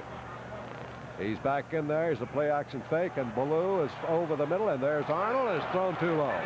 Well, Ballou went right back to Arnold. Can't blame him for that, but he threw it right at his shoe tops. Incomplete. And a field goal here would be about 55 yards or more. Well, Ballou does a pretty good job here of trying to find Arnold going on the crossing pattern. Now Arnold is open, but Ballou feels just a little bit of pressure right behind him there and throws the ball just a little bit too low. Blue's now completed, 5 of 10 passes. I don't think in this win they're going to try a field goal, Jim. This is a strong win. Yep, well, there he is, though. Robinson's right out there. And, well, it's only going to be 44 yards. So it wasn't quite as long as I first thought, but it's into the wind. There's the ball up in the air. Wind grabs it, and it's to the right. Not good. And so Ole Miss will get the ball. They stop Georgia here on their initial drive of the 3rd period. Score 17-7 in favor of 6th-ranked Georgia as they try to keep the record clean here for 1980. And that's why we're starting to see a lot of soccer-style kickers, because the soccer-style kickers don't kick the ball up high. That time the ball got up high off Robinson's toe, and that time when you get it up that high, then it just holds it up. ESPN continues next week. Coverage of college football. Ole Miss against Miami. Boys, Miami having a great year in the Schnellenberg. NC State travels to North Carolina to take on famous Amos. Colorado, Missouri, we saw them last week. Another big weekend coming, Jim. Sure is. Ole Miss now back to the attack. Chris Weldon on the stop. You can see number 1, John Forcade, is back in there. Goes over to help up Andre Thomas, his fullback. Thomas is taken over for Kenny Hooper. Hooper has gone to tailback since Chester Thornton was shaken up. So that's the first 2 tailbacks have been lost for Ole Miss. Buford McGee was out coming into this game. Chester Thornton was shaken up in the game. And now they've moved Kenny Hooper, the fullback, to tailback, and Andre Thomas is playing fullback for Cade. That gives it to Hooper. Hooper to the left side on a slant over the 35. Not going to get the first down. May have made the 36 or 37 at the most. Had to go to the 38 for the first down. He was driven back by Tim Crow. Well, Georgia guys seem to be in a pretty good mood, and they're in the lead here by 10, 17-7 in the early stages of quarter number 3. Georgia defense has Jimmy Payne, Eddie Weaver, Robert Miles, Joe Cremins, and Pat McShay on the line. Linebackers Frank Ross and Nate Taylor. Werner, Hip, Welton, and Fisher in the secondary. Forcade, here comes Morgan Forcade on the option, keeping. 40, got the first down, 45, 50. Forcade, 45 for 40. Great run by John Forcade. All the way to the Georgia 38-yard line, and he shows pretty good speed for a big guy. Fleet Dale Williams finally nailed him. Had a good angle aimed at 38, but that was another super run by Forcade. He showed a lot of speed, and this is what Ole Miss has to do in order to get back into this ball game. They must use John Forcade to the utmost. He's a tremendous individual, a great athlete. He runs the option play to perfection, and you see him now running away from people. He has great speed. He can take a lot of punishment. He went out early in the ball game limping, and he's back in there now. They must use that option play and get him involved in the offensive philosophy a little bit more. Well, Forcade had a total offense of 325 yards against Alabama. Forcade on the fly pattern, and it is caught down there at the 10-yard line. A drive by Breck Tyler. Tyler, a diving catch on Dale Williams at the 11-yard line, and now John Forcade is marching Mississippi into Georgia territory. That's what I'm talking about. Use Forcade a lot more. Let him run the option play. Let him throw the ball. A super catch then by Breck Tyler. You aren't going to find any better catches than that one. Body extended to the fullest, and Forcade laid the ball out there. You must let the receiver go to the ball. Don't bring the ball to him. Lead him, and that's what he did. Now Mississippi's vaunted offense beginning to assert itself a little bit. Georgia usually doesn't let you score, though. They'll give you yardage, but let's see if they can stop them. Up the middle, fullback Thomas gets a yard, maybe two at the most. Boy, Georgia now begins to get grudgingly. Tim Parks, 245-pound senior right guard, makes the stop for the Bulldogs. A gain of 1. Second down. Look at the penetration that Georgia makes here getting into the backfield, but Ole Miss shouldn't really forget about that option play. That's the one big play that got them down as far as they are now, along with the pass by Forcade. Georgia very tough against the run, though, Jim. Here they come on the option. Forcade pitches it out, and here comes higher. There's Thornton, and Thornton is to the 2. Chester Thornton back in the lineup, and he took that pitch out, and Jim Hill, you hit it right on the nose. Well, it's a very good play in this specific area of the field, and you have to use Forcade. The reason here is because when he has the ball in his hands, you have a triple threat. Either he can pass the ball, he can run it himself, or he can pitch to the option back right here, and it gets them down into excellent position to score a touchdown and to bring them within 3 points. That field goal at the end of the first quarter that we talked about. Third down and 1 yard to go for a first down, 2 yards to go for a touchdown. They give it to left side to Hooper. I don't think he got the first down. Let's see. Boy, that was a hit in there by Frank Ross. And Tommy Thurston. Ross, the middle linebacker, Thurston, who is a weak side linebacker, and they're going to measure to see if they got the first down. From here, it looks like he's just a little short, but it's awfully close, so let's wait and see. Could be a big measurement here. Whether it's going to be 4th and inches or 1st and goal. Forcade says it's first down. It is just short. What's it look like, Jim? 4 or 5 inches to go for first down. It's about 8 or 9 inches, and I think Ole Miss is going to go for it. Well, you know they are. 17-7. Georgia leads. Ole Miss 4th down, inches to go at the Georgia 1 yard line. Ole Miss calls timeout just to talk things over. You don't get down here too often against Georgia. So, we'll get back to this action in a moment. Right now, we're going to tell you about some other football. Live professional football from Canada. And this Wednesday, Ottawa takes on Montreal. They certainly do in a 4-way fight for first place in the CFL's Eastern Division. Well, we can see Richard Crump again. He leads the division for Ottawa. He passed for 311 yards and 5 touchdowns against Hamilton back in September in a big game. And Randy Rhino, of course, plays for Montreal from Georgia Tech. So there's just a couple of players you'll see. That's Wednesday, October 15th at 7:30 p.m. Eastern Time. Ottawa versus Montreal on professional football from Canada over ESPN, your total sports network. Shall we do a little offensive philosophy thinking here? Why not? Forcade has to be involved in this particular play. Thomas, and it gives to Thomas up over the middle. And now, did he get the first down? That's the question. I think he did. It looked as though he got up over the middle. Did not get the touchdown, but he may have gotten the first down. Went right up over the top, Thomas. Tommy Thurston met him there at the top of the stack. Now, where have they spotted the ball? Timeout. Right here is going to be a very big measurement for the University of Mississippi.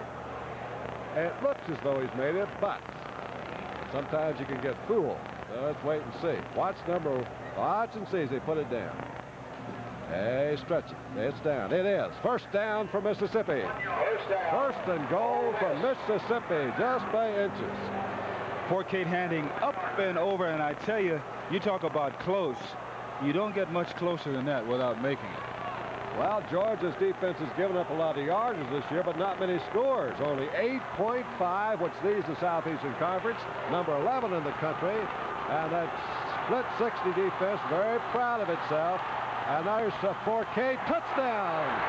John Forcade got it just over the goal line to score. Eddie Weaver's protesting down there. And so's Tommy Thurston. But all you got to do is get the ball over the strike. Jeff Hipp came up to make the hit. What number 1 Forcade lead? You know, we talked about, and I mentioned a couple of plays ago that Forcade has to be involved in it. He has to get down here and score. The reason is he's big. He's 6'1". He's 214 pounds. He's as big as most halfbacks are and as strong as most of them are. So why not have him involved in it? Todd Gatlin puts it up, and he has got it through. That's his 19th consecutive point after a touchdown. And here is Mississippi, right back within 3 points of Georgia, 17-14. Remember that 3 points that we talked about at the end of the first period? There it is, staring us right in the face. At the time, we talked about Georgia calling timeout so that Rex Robinson will have the wind of his back. And you said then it could be a very important field goal. Right now it is. A lot of time to go in this game that could change. Chuck Jones is going back here. Scott Warner's back there with him. A double safety sub there again.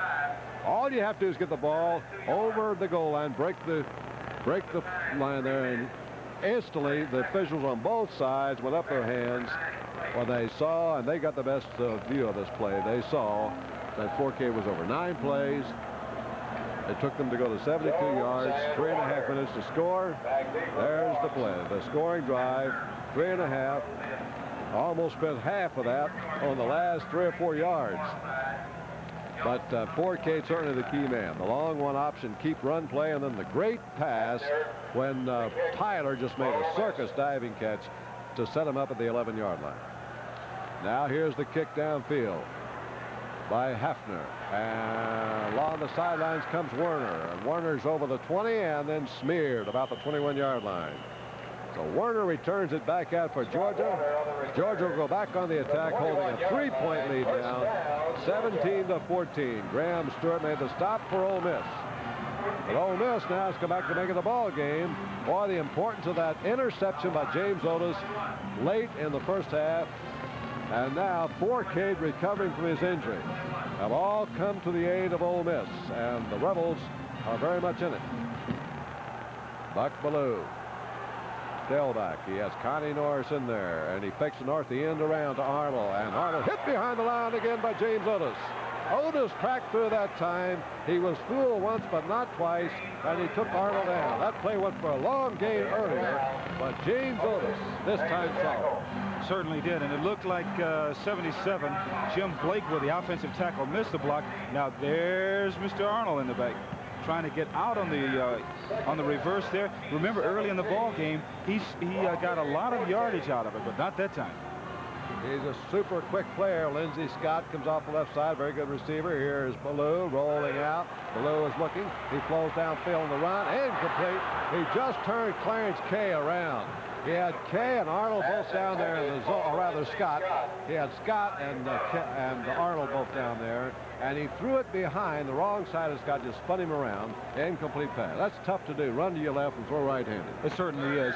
It's better if you're running to your right and throwing to your right, but running to your left and you're a right-handed passer, first of all, you don't get to set up and plant and get the power off your right foot in which to drive it off. So Ballou now has completed 5 of 11 for 88 yards. 3rd and 17. Georgia needs a big play here from their own 14-yard line.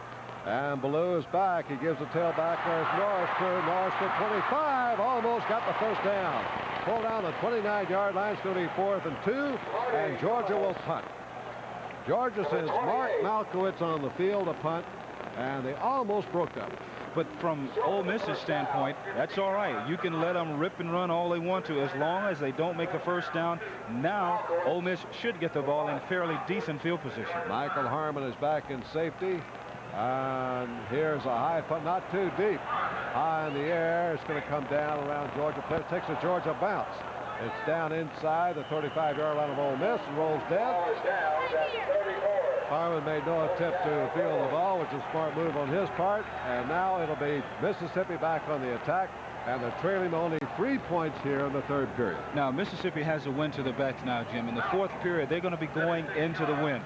They must take advantage of having the wind in their favor right now. I'm not saying that they have to throw every time they come up to the line of scrimmage, but they have to remember that they will be going into the wind in the fourth period. Geno English and Don Lloyd come out wide as double receivers to the right side. And here's a pitch out here to Geno English, the speedster. English at the 40, breaks one tackle, and he's taken down hard on the 43.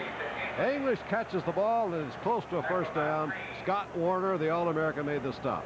About a 9-yard pickup. Excuse me, Jim. Good offensive philosophy here by Ole Miss. They don't have to throw the ball the length of the field now. Forcade is a good passer. A lot of people don't know about the kind of passer that he is, but watch, when he throws this ball out on the line on the quick screen, look at the nose of the ball. You see how the nose is up and it goes right to the receiver immediately, and he gets the ball to him right away, and Geno English does a good job of running. Give him 8 yards on the play, second down 2. The option, the straight handoff, and they got the first down as Hooper dives in off left guard, and he has it over the 45-yard line. That'll be a first down for Ole Miss. Now, from Ole Miss's standpoint, on second down now, they want to have it at least 2nd and 4 or less, because when you have the defense at 2nd and 4, then you have them on the run, and from a second down standpoint, your offensive philosophy is broader. You can do more things from 2nd and 4 than you can from 2nd and 7 or 2nd and 8. Breck Tyler, who made the great catch earlier here in the third period, is back in the lineup now for Ole Miss. He's split out way wide the left side. Here's Forcade back. He is looking for Tyler. He's throwing down the left side. Incomplete. He intended it for Tyler on a comeback pattern around the 45-yard line. Dale Williams covered nicely that time for the Georgia Bulldogs. You can start to see now, Jim, that Ole Miss, from an offensive standpoint, they're rejuvenated just a little bit. Driving down the length of the field and scoring, using up a lot of time on the clock. That really gives them a feeling that they can come in here and they can possibly win this ball game if they can drive down now. Second down and 10.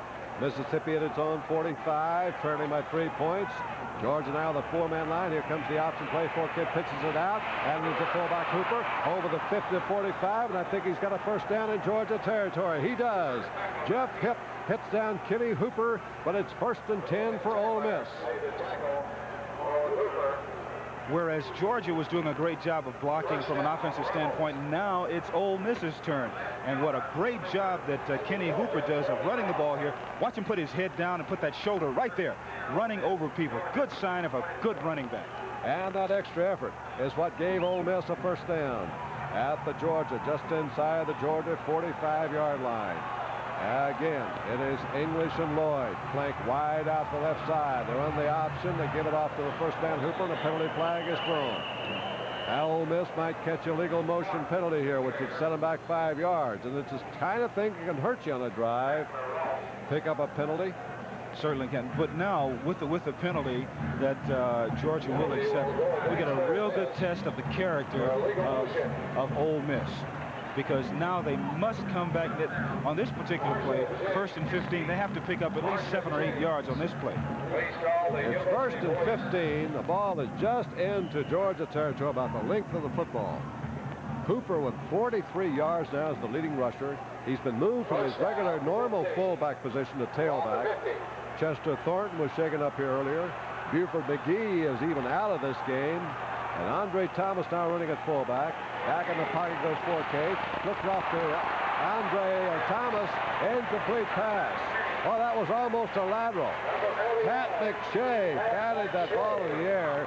It was intended to Andre Thomas. That ball was almost thrown laterally, which could have been a fumble. That's the same kind of pass that Skip Lane threw that got picked off.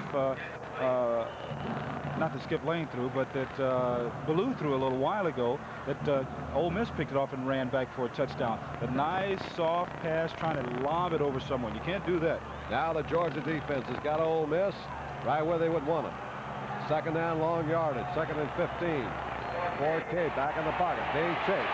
Forcade, and he fires the ball upfield, and it is intercepted by Georgia. Grabbed off by a linebacker. That is Lindsey. Penalty flags are down. Georgia's taking the ball back inside the Mississippi 40. Fumbles, and Mississippi recovers. Well, the turnovers are coming faster than we can follow them here, Jim Hill. You know, that's one of the things that we talked about is that quarterbacks getting into a lot of pressure situations, feeling the pressure and the tension and throwing the ball away. Forcade did that. That's his third interception of the afternoon, and this is the third time that he's really just thrown the ball away. They got an eligible receiver downfield. Ole Miss. Georgia can call for a penalty, and the play can be called back. So they could have given Ole Miss the ball back farther downfield, but it would have been first down. Now it's going to be farther this way. Well, they're going to have a mile to go now, and it'll be still Ole Miss's ball, and it goes back to the Mississippi 35. They got to go all the way to the Georgia 35-yard line, so they got 30 yards to go, 2nd and 30. Steve Sloan on the sidelines. That's 30 yards and penalties now against the Mississippi Rebels. Forcade doing what he really shouldn't do. Now you see the coverage here in the secondary. There is a hole a little further deep downfield, but what happens is Forcade cannot get the ball there because he has tremendous pressure. He has people already in his backfield pulling him down. The thing that he must do is take that penalty or try and find a safety valve person that he can just dump the ball off to. He cannot afford to throw the ball away like that, because when you do, you're going to throw the game away. Well, the game's been held up a little bit because the first down Mark and crew moved their chains back downfield, mistakenly thinking there had been the double turnover and would be a first down, but it wasn't. The penalty nullified the interception and the fumble both. So there's no interception on the play. There's no fumble. It's just a penalty. It'll be 2nd and 30 coming up. They have now got the chains reset, and we're ready to go. And what Ole Miss has to be concerned about now is number 91, Tim Crow from Georgia. He has been putting tremendous pressure on the quarterbacks for Ole Miss all afternoon long. And so Forcade has to make sure that Tim Crow does not get back in his backfield and throw him for a loss. Forcade brings him out. 2nd and 30. 3 wide receivers are out. Here's Forcade rolling out the right side. He's in trouble, and he's going to go out of bounds for no gain.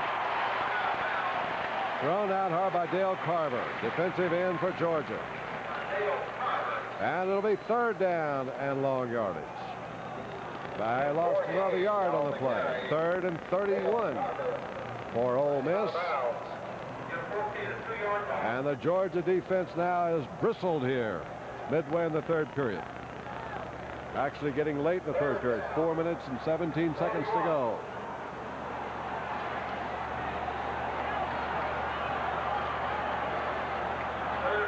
Forcade on the option. Went a little deep on the play. Keeps it now the 40. Turns the corner. 45, 50. He's on the way down to the 35. He may be down close to a first down. Let's see, they mark him out of bounds on the 30. Tim Bobo made the stop, and that's going to be a first down. And talk about your big plays. Unbelievable. It really is. John Forcade is celebrating his birthday in style. I'm telling you something. In front of the home folks, you know he wants to have a good game here. But when he gets to the outside, watch the speed that he has. You see how he just runs past people? And there's number 32 from Georgia right there, Tim Bobo. Bobo had the angle on him, and Forcade still outran him. And a big first down. 65 yards. They've taken Bobo out. Skip Lane's in, probably just out to rest a moment. Lane gives to Thornton on the dive. Thornton hits straight ahead down to the 26. Stopped on the play by Dale Carver. Wow, what a game we have going here today between 6th-ranked Georgia and Ole Miss. Unranked. As a matter of fact, they've won only 1 of 5 ball games so far. They were upset last week by Southern Mississippi, and here they are playing within 3 points of one of the nation's top teams. With 3 minutes and 35 seconds to go in the 3rd period, they're getting in the field goal range if they're thinking about getting even. 2nd and 8. They give it off up the middle of Hooper. Kenny Hooper fighting his way through a lot of defensive traffic. Tim Crow, the man you mentioned a moment ago, Jim, stopped him on the 23, and John Forcade's about to re-enter the game. Here's the last word there from Steve Sloan.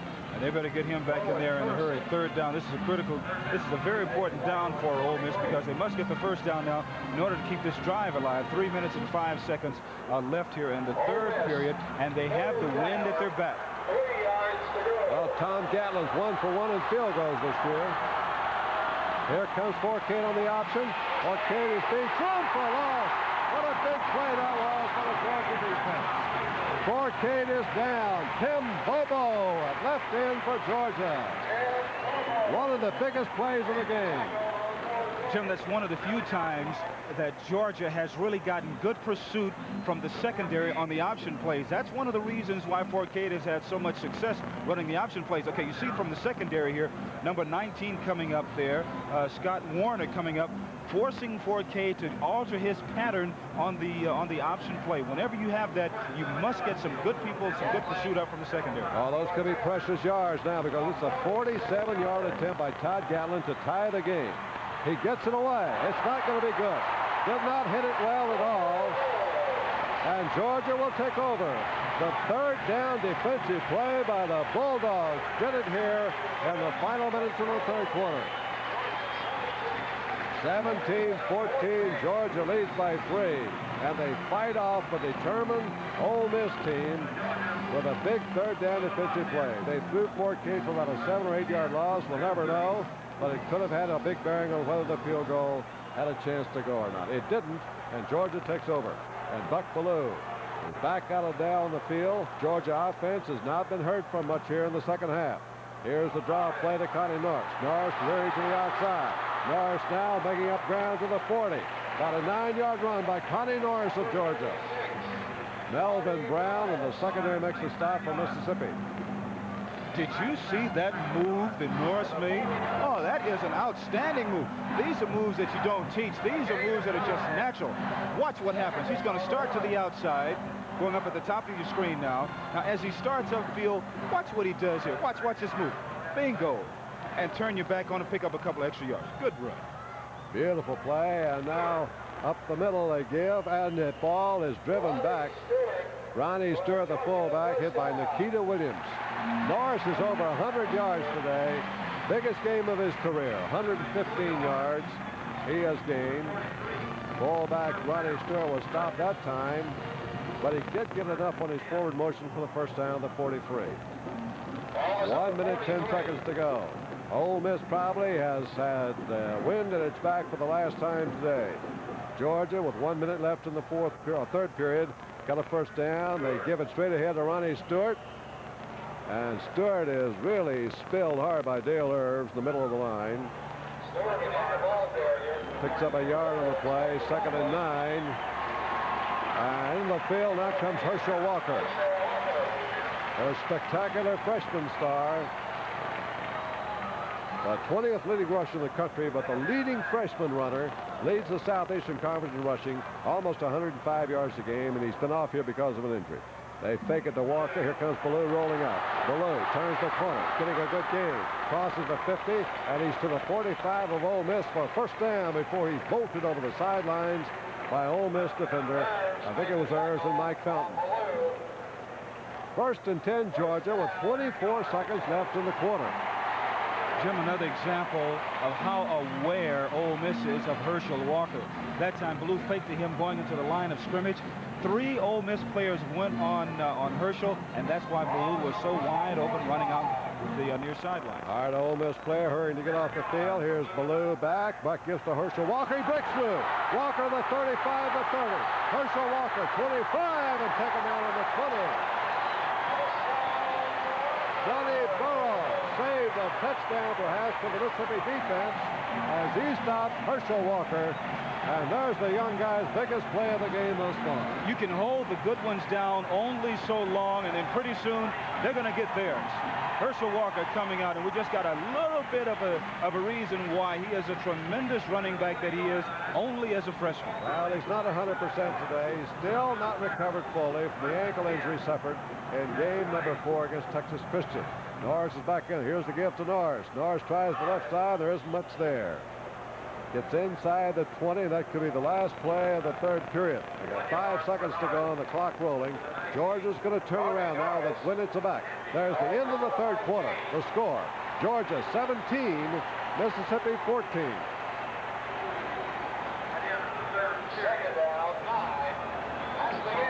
Michelin could make a bias ply tire, or a bias belted tire, or a second line radial. Michelin could, but Michelin won't, because we put you first.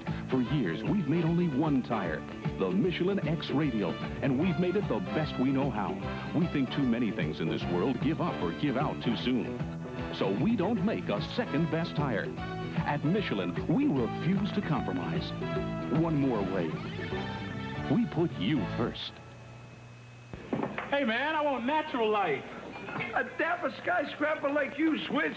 Sure, for me, natural light's great taste run hoops around everyone else. And there's nothing artificial in this less filling beer. It's made with only natural ingredients. Yeah, but taste is why I switched. Whoa, nice. Cashmere? Whoa, you can call it cashmere, you can call it reindeer. Or you can call for more beer. Natural light. Taste is why you'll switch. So as the third quarter ends, Georgia is back on the move again. The Bulldogs getting wound up after Mississippi actually dominated the third period and got back in the ball game, trailing now by only 3 points. The Georgia defense reared up. They stopped Ole Miss's last threat in the third period, and they've taken over the football, and the Bulldogs are on the march as the third period ends. We'll be back with the fourth quarter in a moment.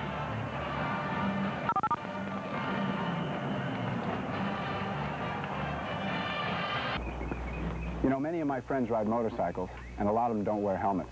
When I ride, I always wear a helmet. Sure, I get static about it, but you know, I like to make my own choices. Some people choose to drive a car, I choose to ride a bike. Some people choose not to wear helmets. I think it's smart to protect myself when I ride. And you know what I think about people who get pressured into doing stuff just because of what their friends think?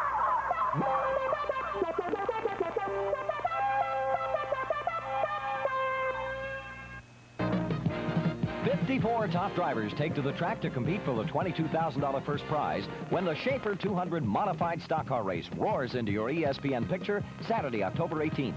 Gary Ballou, Jack Johnson, Billy Osmond, and the other qualifiers will tear into the course at the New York State Fairgrounds, racing for the checkered flag in this major dirt-sponsored event. Tune in Saturday, October 18th, 8:30 p.m. Eastern, 5:30 Pacific Time for the Schaefer 200 on ESPN. Down to the fourth quarter. Georgia's inside the Ole Miss 20. Ronnie Stewart at fullback. And the give is to Herschel Walker. Up the middle he goes. A young freshman from Wrightsville. Pounded back hard around the 16-yard line. So gets about 3 yards on that play. In his first 3 games, Herschel Walker gained 350 yards and scored 5 touchdowns. And here today, 36 yards on 9 carries. And he got over half those a moment ago in 1 play. And now Georgia is using Herschel the way that he should be used now because of his ankle injury. He can't run the sweep patterns, but he can run from tackle to tackle. Ballou looks over the defense. Here's Ballou. He fakes to Herschel. Ballou on play action. He is sacked over the 25-yard line. Great rush put on by Bobo Thomas, a strong safety. So safety blitz gets through to Buck Ballou. And Ole Miss makes a big third defensive play, and it's going to make the field goal attempt of Rex Robinson a little longer. But now, Robinson with a wind at his back. Robinson, who's increased his consecutive extra points here today to 81 in a row, has kicked 1 field goal, his 45th of his career, but he missed twice. Now this will be from 42 yards, plenty long enough. It's good. Robinson hits. And Georgia's got a little bit more breathing room. They up the lead to 6 points at 20 to 14. So Georgia comes back to score with their prize kicking star, Rex Robinson, the all-time leading scorer for a kicker in Southeastern Conference history. He broke his tie today with Bill Davis of Alabama that was set in 1973 at 211 points. And Robinson today now has kicked 8 of the 20 points for Georgia. So he's 219, and now he's reaching for the all-time scoring mark set by Charles Alexander. Alexander the Great of LSU. It's quite an accomplishment. Kickers have come into their own in recent years, Jim. In your era of football. I think, don't you think pro football is what brought it back? Oh, I think so. I can remember so many games that I played in where we were beaten in the last 5 or 10 seconds. Remember the George Blanda area a few years ago when he won so many games for the Oakland Raiders. Before that? Oh, yes. You didn't used to see, before that period, before NFL became popular, you didn't see that many field goals in college football. Just goes to show you how specialized the game of football has become in the last 10 or 12 years. Well, we were talking earlier here today. We had a little visit with Charlie Trippi about that, how the game has changed. He was a 60-minute man. Now it's specialty, and Charlie, who was a 60-minute man himself, likes it this way. Never seen a two-way player again. 10 minutes and 45 seconds to go in the game. 6-point lead. 44-yard drive in by Georgia. Booming kickoff by Robinson. And this is going to drive Harbor back into the end zone. And so Harmon downs it back there, and it'll be up at 21st and 10. There's the scoring drive. 6:20, 44 yards, 8 plays. Jim, what Ole Miss has to be concerned about now, what they have to remember is that they have plenty of time. They only trail by 6. Fort Cade must remember that he's going into this very strong wind. Now, he's a strong young man himself. He can throw the long ball. But the passes he should throw now are the short to medium passes because you have so much time left on the clock, 10 minutes and 45 seconds. Don't try and get everything on 1 or 2 plays right now. There's Vince Dooley on the Georgia sidelines. Of course, his defensive coordinators, Irk Russell. And between them, they have built a great tradition here of defensive teams in Georgia. And they have another great team this year, leading the Southeastern Conference. Defense against the score, and that's what counts, of course. 2 of the greatest teams that Georgia ever had lost to Mississippi. Say the 75 team, the 76 team. So this series, although it's not as long as some in the Southeastern Conference, it is one that has had some colorful moments. And this game probably going to go down in history as one of the better ones too, wouldn't you think, the way it stands right now? This is a good football game. It's fooled everyone that came here because Ole Miss was a 13-point underdog, and now they trail by 6. Well, it is. Here's Robinson and his field goal. And every time he scores now, he sets a new record. 219 points. He broke the record, 211, which he shared with Bill Davis coming into this game. He broke it with his first field goal, and now just keeps adding on to it. 219 he has the moment with his 8 today. There he is, an All-American. Best kicker in Georgia history, and I think it's fair to say the best in the history of the SEC, which has been steeped in tradition for its football over the years. The Alabamas, the LSUs, the Tennessees, and boy, is Tennessee coming back. Well, they certainly are. Just a terrific program that the Volunteers have. Early in the year they had a terrific game against USC, and now they've really turned on strong and playing good football. Jim, I heard a comment made. The delay here of the way is because we have a problem with the time-keeping mechanism on the field. Officials are making sure everything is square. I heard a comment this week, Jim, that there's strong feeling by a lot of people that Tennessee has the best unranked team in the country. Now, that sounds pretty good, doesn't it? Well, that's a compliment to a team that you can take in one of 2 ways. You can say, "Oh, gee, thank you very much," or you can say, "Oh, no, don't give us that." That's kind of a slap in the face kind of thing. Well, but they lost 2 games that by all rights they should have won. One was to this Georgia team, and the other one was to California, Southern California. To USC, that's right. They do have a good football team in Tennessee, and they played, when you play Georgia and you play the USC and you lose to both those schools, you don't have too much to be ashamed of, especially when you look at the score. USC beat them on a field goal in the last minute and a half to play. Well, Johnny Majors, of course, building a lot down there, and there's an odd connection here with Johnny Majors in this game because, Georgia's offense now that's being run by George Hafner, who came here from Texas A&M. But Hafner, before he went to Texas A&M, was very close to Johnny Majors at Iowa State and at Pitt. So you're seeing a lot of Majors offense. Well, there's Uga 3. Yeah. University of Georgia. Oh, boy. Isn't he beautiful? Yes, no comment. Here goes Fort Cade on a handoff straight into Hooper. Boy, Hooper's been a workhorse today. Goes right into the teeth of that brutal Georgia defense. Taken down by Tommy Thurston, freshman linebacker. 3-yard pickup, second down and 7 upcoming. So it's Hooper at fullback, or tailback. Fullback is Andre Thomas. Now they brought Chester Thornton back in at tailback. Hooper moves to fullback, and Forcade the quarterback. Forcade going to go to the air. Second down. Being chased. Forcade fires. And complete. Thornton should have caught it at the 25-yard line.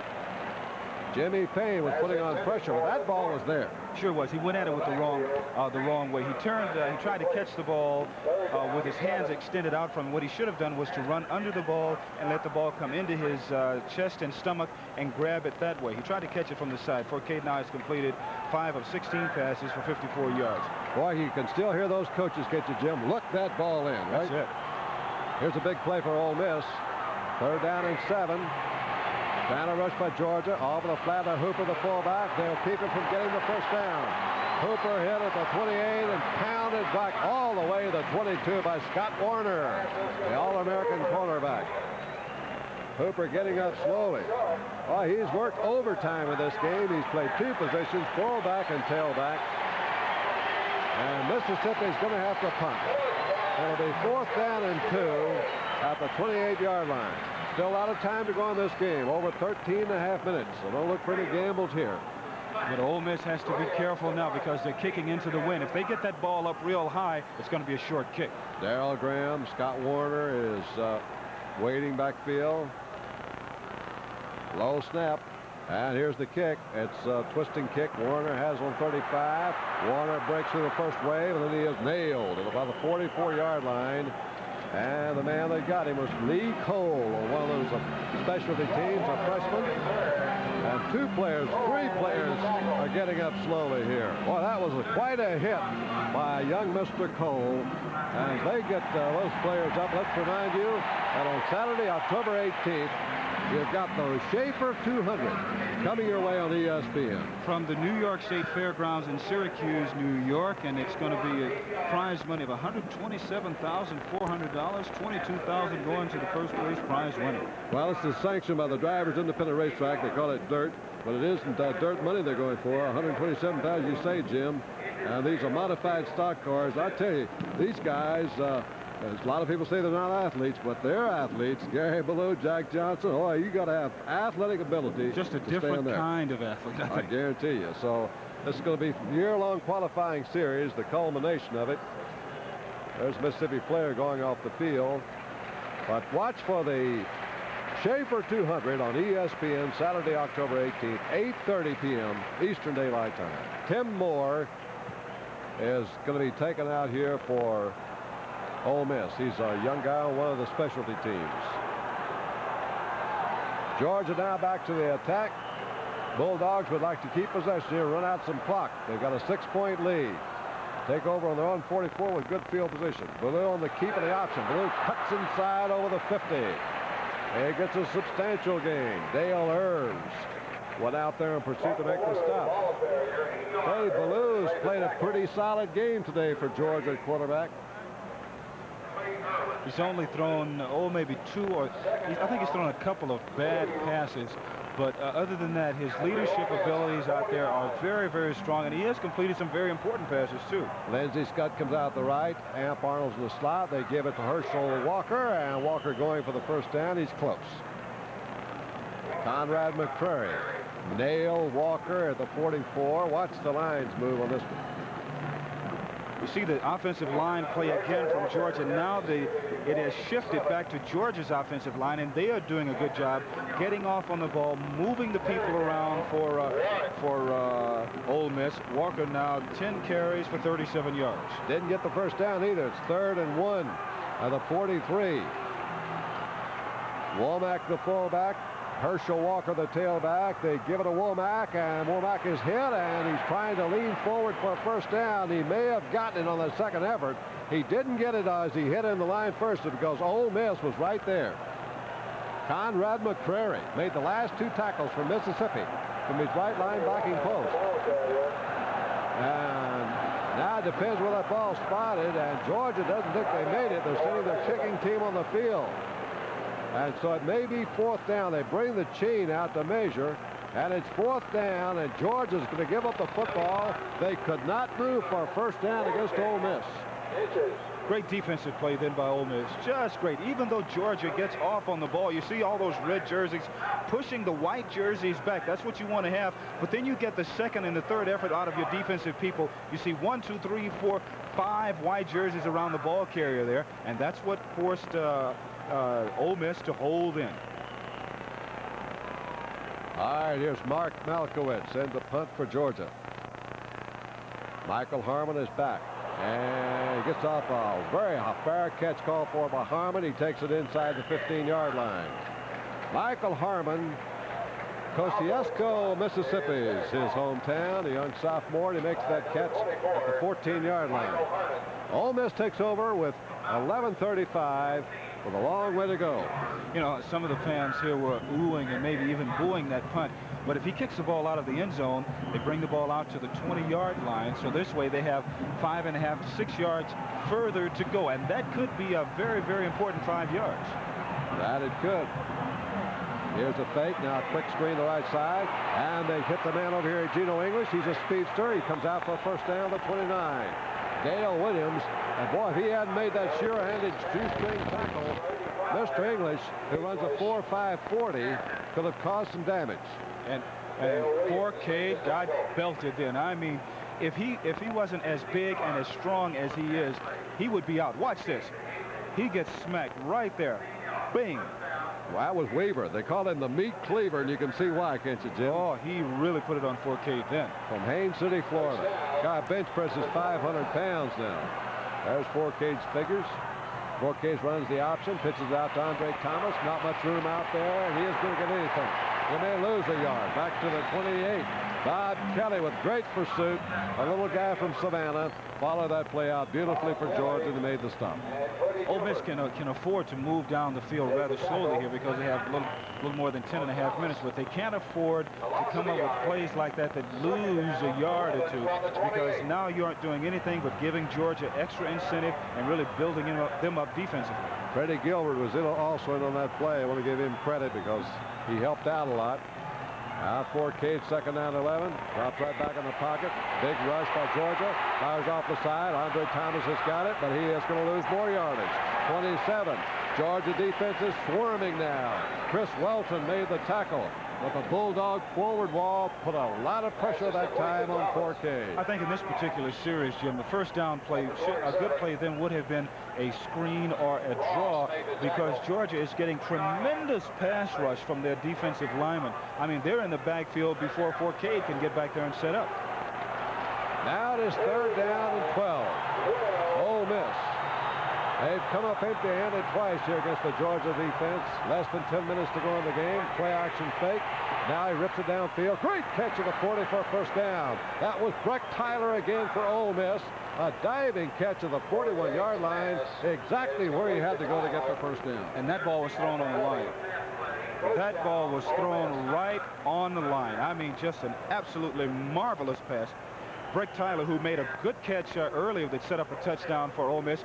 Watch him come from the top of the screen, coming right down the line here, right down the 40-yard line, diving, and 4K put it right on the money. Boy, he threaded the needle there because 3 defensive guys had Tyler surrounded, and he still got it there. 4K back setting up the screen.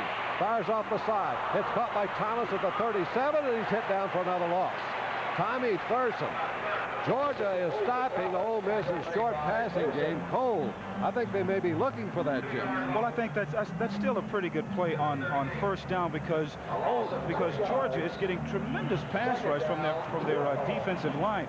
The only problem is that Ole Miss didn't get enough people out in front of that screen to block it. The play calling was good then. The execution wasn't. Andre Thomas goes out. This is switch Kenny Hooper back to fullback. Chester Thornton comes back in a tailback. John 4K, 2nd and long. Play action, fake to Thornton. Here's the rush, up the middle. And it's intercepted. Back there comes Dale Williams. Williams at the 50. And he fumbles the ball. And let's see. Georgia's got it, I think, at the 37. They do. Jeff Hipp recovers for the Bulldogs. The 3rd and interception of the day for Georgia, picked off by Dale Williams, and his fumble was recovered by Jeff Hipp. And Georgia has turned the tide again here, stopping Ole Miss's passing game with 8.5 minutes to go, and the Bulldogs leading by 6.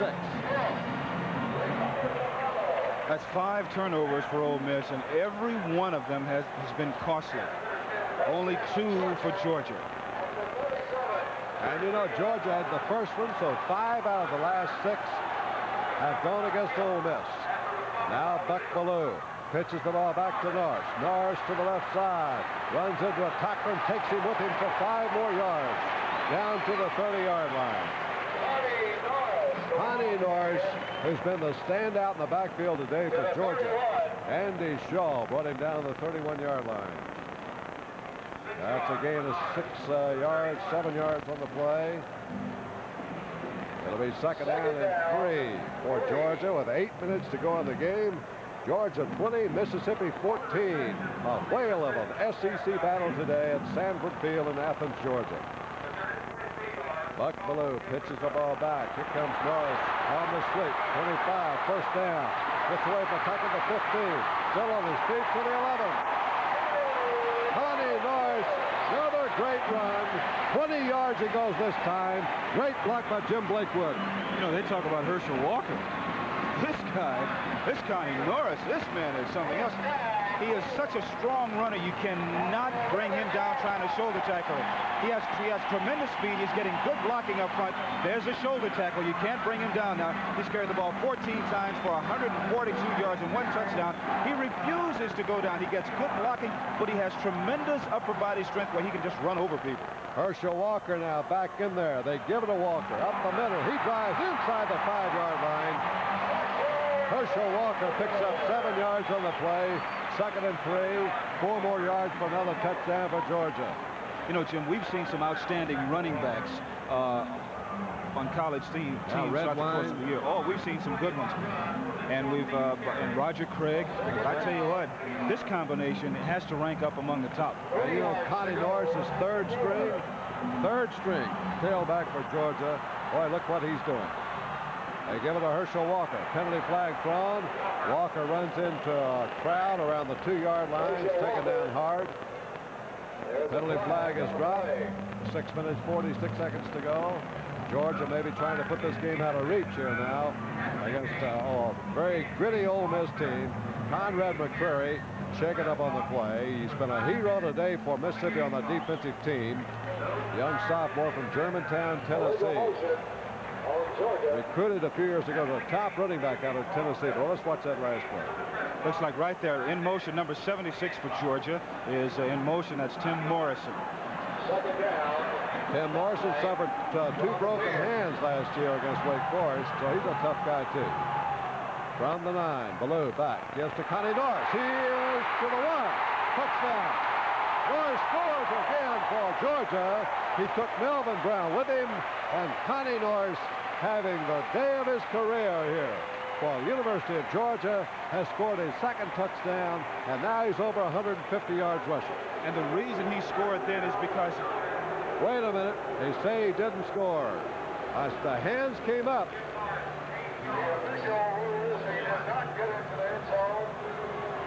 The official rule that he did not get into the end zone, but the reason he gets as far as he does is because he keeps twisting and turning. Now... That was close. Yes, that's right. Now, unless I am mistaken, in the rule book it says that once an official signals a touchdown, that it is a score. Well, they got to rewrite the book then. Right. Because they definitely signaled touchdown, and it's not a score to the 1-yard line. And would you like a few odds here on who's going to get the ball?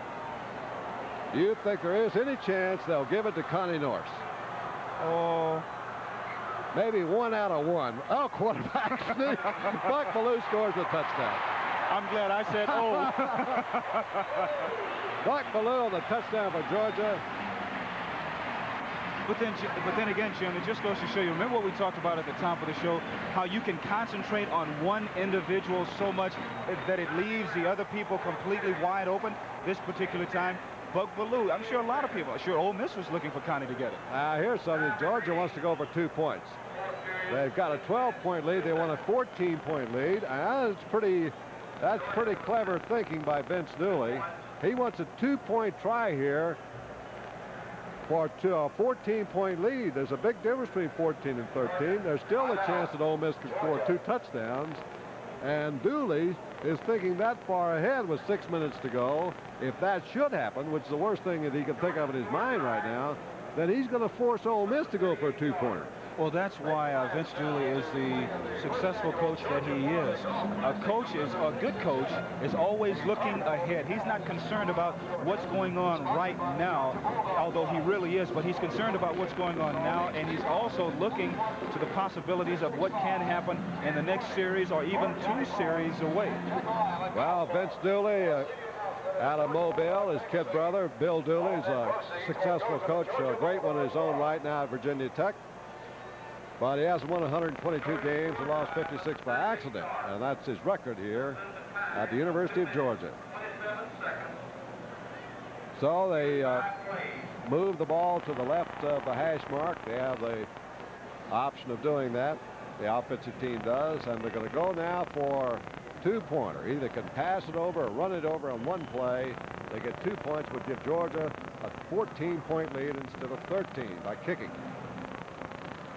2 wide receivers come out the right side. Everything's sitting up. They're going to go to the right. That's pretty obvious. And Ballou, here he comes, looking, and a rush from the backside. Ballou's being rushed. He fires the end zone. He's got it. Complete to Charles Jr. That was great protection for Buck Ballou. Melvin Brown covering, but it was right on the money to Charles Jr. And Georgia's got his 14-point lead, 28-14. And that puts a tremendous amount of pressure on Ole Miss. It really does. Ballou going back, feeling the pressure coming from the backside, a blitz from the backside, and Georgia picks that up just great. Now watch, Ballou starts to come to the near side, and Junior does the great thing that you have to do. He saw his quarterback in trouble. He broke off his pattern, came to meet the ball and to meet the quarterback, and as a result, 28-14 Georgia. Well, he got away from Nikita Williams, the linebacker who was trying to cover him. There's the scoring drive, 38 yards in 5 plays in less than 2.5 minutes. Of course, it may mean nothing.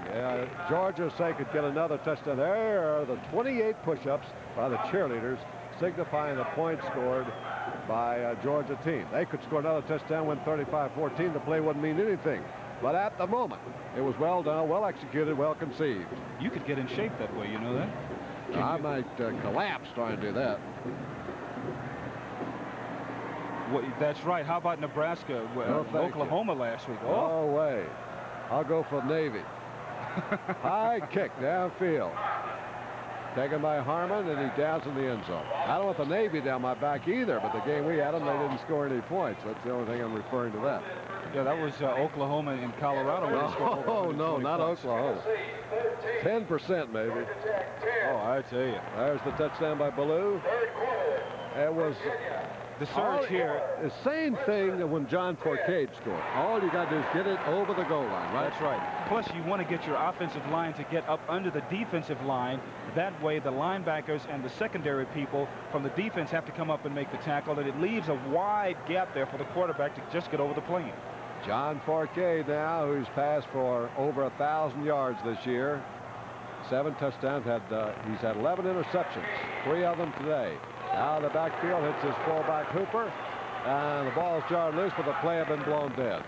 Stopped by Nate Taylor and Will Forts, a couple of sophomore defenders for the University of Georgia. And both of them home products. Fayetteville, Georgia for Forts, Tipton, Georgia for Nate Taylor, who was a walk-on and a freshman All-American last year. Injured player for Georgia. Trying to look like maybe Russell Mitchell. Tackle. Or Robert Miles, rather. Robert Miles, defensive end. 28-14 the score here. Georgia leading, but Ole Miss has given the Bulldogs a real fight for it. We have 5 minutes and 43 seconds to go. There's Miles, senior end, coming up. You think they haven't caught on to Herschel Walker? He's probably caused more excitement down here than any young player in a long, long time. Fans have really taken his fancy. See Herschel run and see Herschel run fast. They're going to come out with a new one next year, I believe. They're going to have Catch Carney. Catch Carney's out here. Carney Norris has been the man today for Georgia. Forcade puts two receivers to the left side, runs the option to the right, and the dive play, trying to get the first down. Isn't going to get it on this play. Gives his fullback Andre Thomas. Stopped again by Forts and Taylor. Well, those two guys have been quite a team out there for Georgia. Nate Taylor leads in tackles on this team of 41 coming in today, and he has not hurt his total that way at all. Well, Miles has walked off a little while ago. They checked his ankle. He's okay, so they put him new wheels on. He'll be right back in. 5 minutes to go in the game now. 28-14 Georgia. Big third down play for Ole Miss. Forcade up the middle. He drills it in there complete, and it's caught by Billy Wise, the tight end. The first time he's gone to his tight end today. Forts and Taylor for the third straight play make the tackle, but this time it's first down. Forcade once again zipping the ball, and they're really threading the needle. He has such a quick release that that's the only way that you can complete a pass like he did then. Ole Miss will split up its offensive sets. They run the split veer. They also run some I. Right now they're setting up in the I formation. Now they'll pass a lot out of this. There's the play action fake. 4K. And he's down the sideline. Broken up, almost intercepted by Werner. That was intended for Chester Thornton, and Werner it was intended for Ken Toller, and Werner almost intercepted. There's Werner, number 19. Good break on the ball by Warner. He's laying off just long enough. You can see that Georgia's playing in a zone defense. Now the receiver breaks to the outside. Now watch, at the last moment, there comes the ball, and there's Warner to knock it away. It was open just before that, Jim, so maybe Forcade had seen him early and thrown. It could have been different. 2nd and 10, play action again. Forcade caught, drills it, caught up over the 35-yard line. Now the completed pass. Tim Bilbo was covering, and now they're going to say he trapped it. Incomplete pass. No, what happened, I think what the official's going to rule here, Jim, is that Forcade was, his knee was down when he threw the pass. He slipped and went down on the ground. Good call, Jim. That's exactly what happened. They're going to take it back now, that spot in the backfield, and now it's really going to put a lot of pressure on Forcade, as he'll face 3rd and almost 20. 3rd and 19 from the 25-yard line. And that's one rule that I think I'm really against. I think if a player goes down on his own volition, he should be allowed to get up. Just like in the pros, huh? Right. Well, they say it may cause injuries, so get a lot of arguments both ways. Forcade rushed, caught, sacked at the 15-yard line. The man that got him was Jimmy Payne and Dale Carter.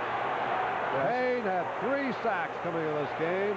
He had 8 last year as a freshman, and he's gotten about 3 today, so he's almost doubled his season's output in this ball game alone. And we're going to have a roughing the passer, unnecessary roughness call here against Georgia. And that'll be a first down. That's right. There's really no sense in what Eddie Weaver did then.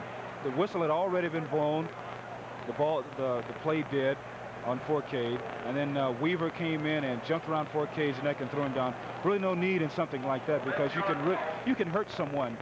You want your clean, aggressive play, and you don't want to take aggressive play away from your defensive unit. But then again, you don't want any silly penalties like that one was. Well, that was an unwise play by Weaver, but Weaver's a very enthusiastic guy on the field, and he plays without abandon. That's for sure. So this is going to give Ole Miss new life. They would have faced 4th down and about 30 yards. 15-yard penalty. That's going to be a first down. Against Georgia. Nope.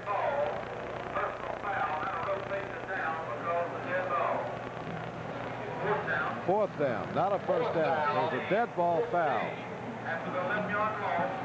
So it's still 4th down for Ole Miss, and I think they're going to go for it. Oh, they have to. They have to. 3 minutes and 40 seconds to go. They got to pick up 15 yards on this play.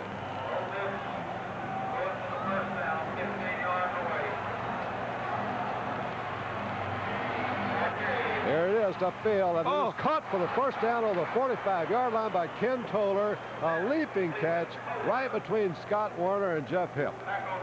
Well, a clutch play that was for Ole Miss. Remains to be seen how important, but at the moment, it was a big one.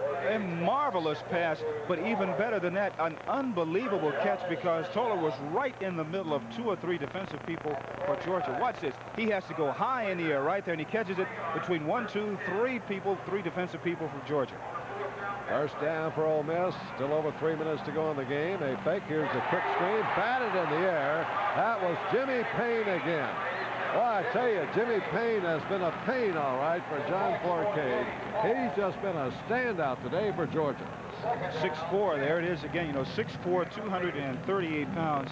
It's very difficult to throw passes over people like that. You must get in those passing lanes that the quarterbacks and the coaches refer to, and that's why you want your quarterback when he goes back in that pocket, you want your offensive lineman to block the people to the outside so your quarterback can see in that passing lane. Second down and 10. Ken Toller has come back in at wide receiver. He's up the top of your screen to the right. Here's Forcade back passing on every play about now. Here's Forcade running around, fires it. He has hit Toller inside the 35-yard line. Boy, that's great scrambling back there by Forcade. He finally got Toller open. Werner and Kelly brought him down with another first down. Well, we'd like to thank Larry Parrish of Parrish Toyota here in Athens, Georgia, for the use of one of their vehicles for our sideline camera for this ball game, and it's giving you a lot of great shots. There it is. See, now that particular time, Jim, Forcade stepped up in the pocket. He could see in his passing lanes, whereas before he couldn't. He tried to roll to the outside. Another first down at the 34-yard line of Georgia. Ole Miss now moving thanks to that penalty a moment ago, fourth down. Here's Forcade running now, and he gets back to the 31. Picks up about 3 yards on the play. Tim Crow there to hit him down. Clock's running now, though, and time is against the Rebels. They're trailing by 2 touchdowns. With 2:31 to go, Ole Miss has to call timeout here and kill the clock. So Ole Miss keeps some faint hopes alive, and we'll remind you of upcoming NCAA soccer on ESPN October 19th. 2 teams that contended for the National Soccer Honors last year meet October the 19th, Sunday. University of Virginia Cavaliers visit the University of Connecticut Huskies in NCAA soccer contest. Yes, sir. You can see the best of NCAA soccer right here on ESPN. Connecticut hosting Virginia October 19th at 1 p.m. Eastern Time. And we'll have a repeat telecast Monday, October 20th at 8 a.m. Eastern Time. Boy, soccer has really grown in the last few years. Great program. St. Louis started. UCLA has this line program. Clemson here in the East. Really has caught on with a lot of the young people, too, and the young people are starting to play soccer more and more because more young people can play at one time. Well, it's and everybody gets to play. It's a mini sport. You big, strong kids do most of the playing, but in soccer, everybody gets his team. I'm sorry. What Ole Miss is concerned about now is that they have 2 minutes and 31 seconds left on the clock. They have to score quick and come back and get an onside kick and recover that and try and score again. Anything's possible, they say, and that's Ole Miss philosophy right now. 2nd and 7.